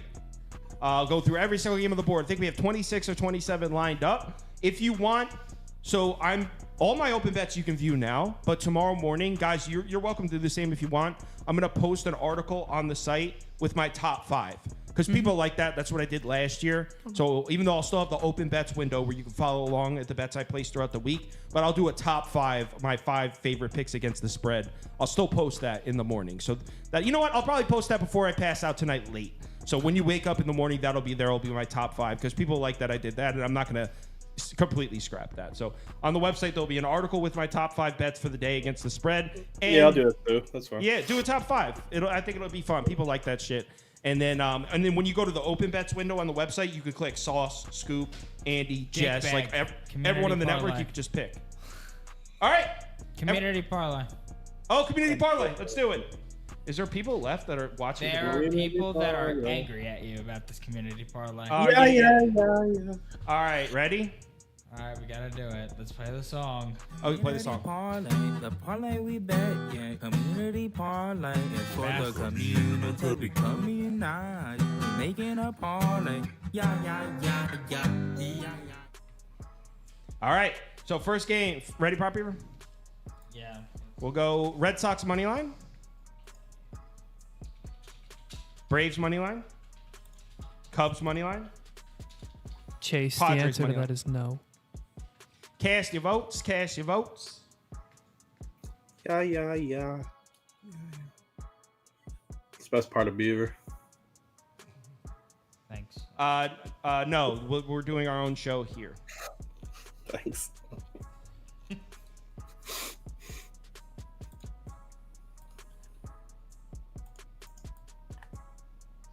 Cast your votes. Andy likes the under in the Army game, by the way. I'll file that information under the who gives a fuck file. Well, people keep asking about Army. Every Oh like my 5 different Army questions. Somebody asked about the Elon Duke game. I gotta be honest. I like to look at every game. Didn't look at that one. I don't think Duke's gonna be very good this year. So I'm not like Elon, with them. I don't know anything about Elon. I don't know shit about Eli. Yeah, like I know that like in week 1 especially, it's very tempting to like get and bet on some FCS teams, right? Because there's so many games involving FCS teams. But I need data. I'm a data guy, and there's just not enough information on these teams. I feel like I'm throwing darts in the dark with these FCS teams. I have no idea. Like, you know what? You know how I knew North Dakota State was a good program? Because everyone said they were. I don't have any advanced metrics on North Dakota State. I don't know what the hell. You're not trying to lay 40 points against some of these schools? Yeah, you're not going to try. Yeah, you start betting FCS games with FCS teams in it, and you'll start making decisions like laying 40 points with Hawaii, and that's when you get into trouble. That I went 2-0 wasn't yesterday. supposed to be a Hawaii joke, but somehow became one. All right, who won the poll? That's what I was waiting on. It was glitching. I was kind of hoping it was glitching. If you hit end poll, it tells you who won. You don't have to like. Really? Is that how that works? Thank you. Braves. Do the next poll. Okay. FCS teams are good first. All right, next we have Yankees money line, Guardians money line, Rangers money line. Oh no, Athletics. I'm sorry, they won. Athletics won that poll, and Twins money line.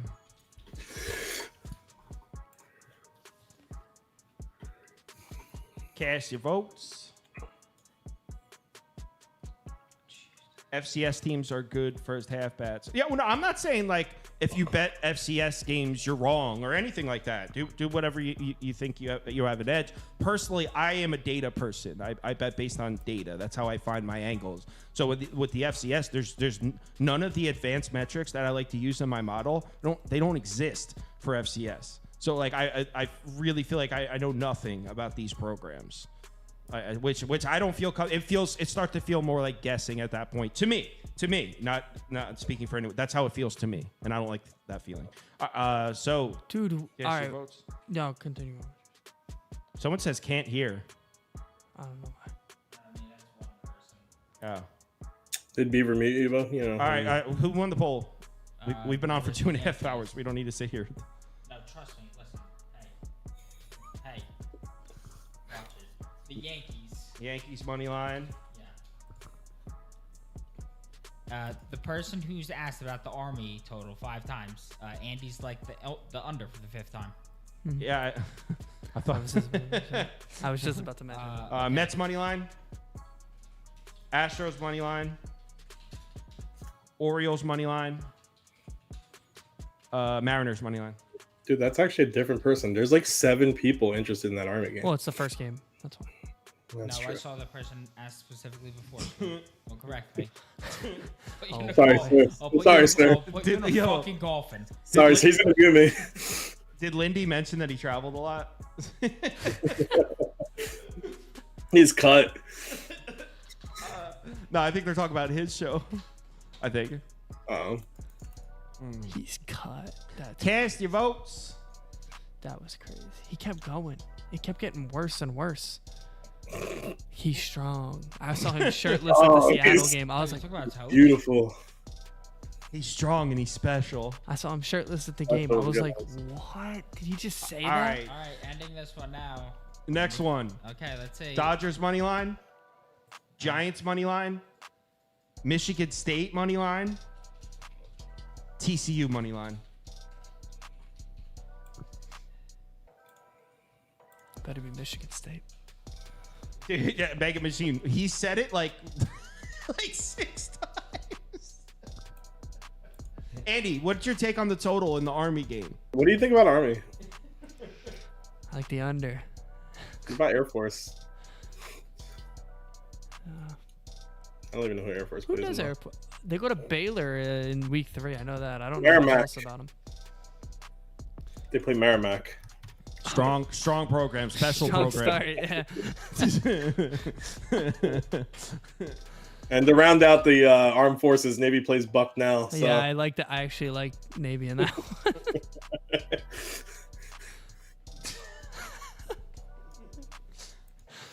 Dude, when Toast said that earlier, he was like, he's strong, he's special, he's cut. It got worse every single sentence he said. It was so funny. It was so weird that I thought he was joking on the first two adjectives. Then he like doubled down with two more. That like made it super weird. All right, so it's Braves, Yankees, Mets. I'll get the parlay up. Physique. I don't see the S. Is an X model in the field? Braves, Yankees, Mets, and what's the last one? Michigan State. Michigan State. Yeah. We go. Aiden Childs. That's how Andy would abbreviate that too. Plus 473. Community parlay. Braves money line, Yankees money line, Mets money line, Michigan State money line plus 473. Thanks everyone for watching. See you at 10 a.m. Eastern time for the college football mega show. We're going through it all. It's going to be a lot of fun. Yeah.